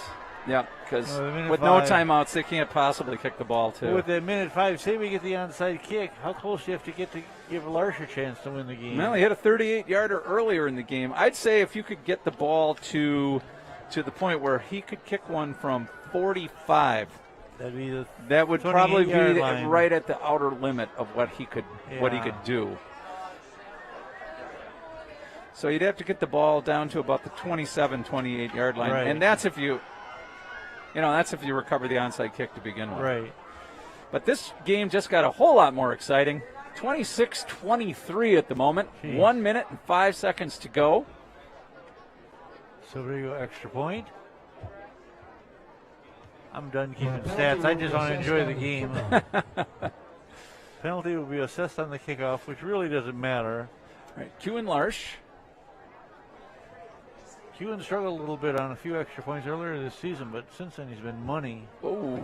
Ooh, that one sounded Yeah, that was a line drive kick, but it got through the uprights, and it's now a 26-24 ball game. And like I said, Monona Grove still breathing. They got a shot. And that's what you want. You at least want a shot. Now, is there anybody on either sideline that doesn't know what's coming here? If you've been paying attention at all, you know it's the onside kick, and you know the Silver Eagles have to recover it. Yeah. Everybody knows it's an onside kick, but there's a reason a football isn't round. If it was round, it would be easy to corral. You never know which way a football is going to bounce. Yeah. All right. But both teams will trot out their hands team. That's called. That's in these situations, they instead of the usual kickoff return team, they bring out all of their skill position players, all their receivers, running backs, the guys that are known for their hands. A couple guys named Dahlhounds are probably Hoyer out there. Yeah, you're not going to see too many linemen out there on this play. So there's a couple things they can do. They can kick an onside kick short here, 10 yards down the field, or they can try to kick a knuckler through the middle of the return team. See if they can fall on it further down the field, or they can try a little pooch kick, just a little pop up, and have one of the Silver Eagles try to run under it. All right, this will be exciting. How important is this? It's everything. Mount Horeb has got their quarterback on their hands team, Colton Schaller. Here it comes. Need a hop. Oh, right to Drager. And Drager falls on it immediately. Wesley Drager. That ball took a Sunday hop right into his midsection, falls on it. And I'm afraid I smell the coffee brewing here, Steve. The coffee brewing? Are you going to wake up and smell it? Minute 5 to play. All the Vikings have to do is kneel down on it a couple times, and that'll be the game. Yep. Victory formation will run out here, and that should take care of things. 1:05 left in the game. They'll only have to snap it twice. Yeah, unless something really unusual happens here. Some Joe Pisarcik moment. I don't remember ever seeing it happen. All right. Joe Pisarcik, was that the Giants? Yeah, Giants-Eagles. Yeah. In the 70s? Yeah, last play of the game, and he fumbled the snap up into the air. And Herm Edwards took it right out of the air and took it in for a touchdown. Really? The Eagles won the game, yeah. Well, we can hope. Maybe one of the Dahlhounders. Well, this will, assuming he doesn't drop the ball, this is the last snap of the game, and that'll do it. So, as the clock ticks down to 0, Monona Grove made this a really exciting game at the end, but still came up short.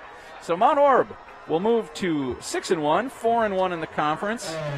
A game ahead of Monona Grove, who falls to 5-2, 3-2 in conference. The Vikings winning at 26-24. Thanks for tuning in to Monona Community Media Channel on YouTube. Hopefully you enjoyed the game. Hopefully the live chat was a little friendlier this week than it was last week.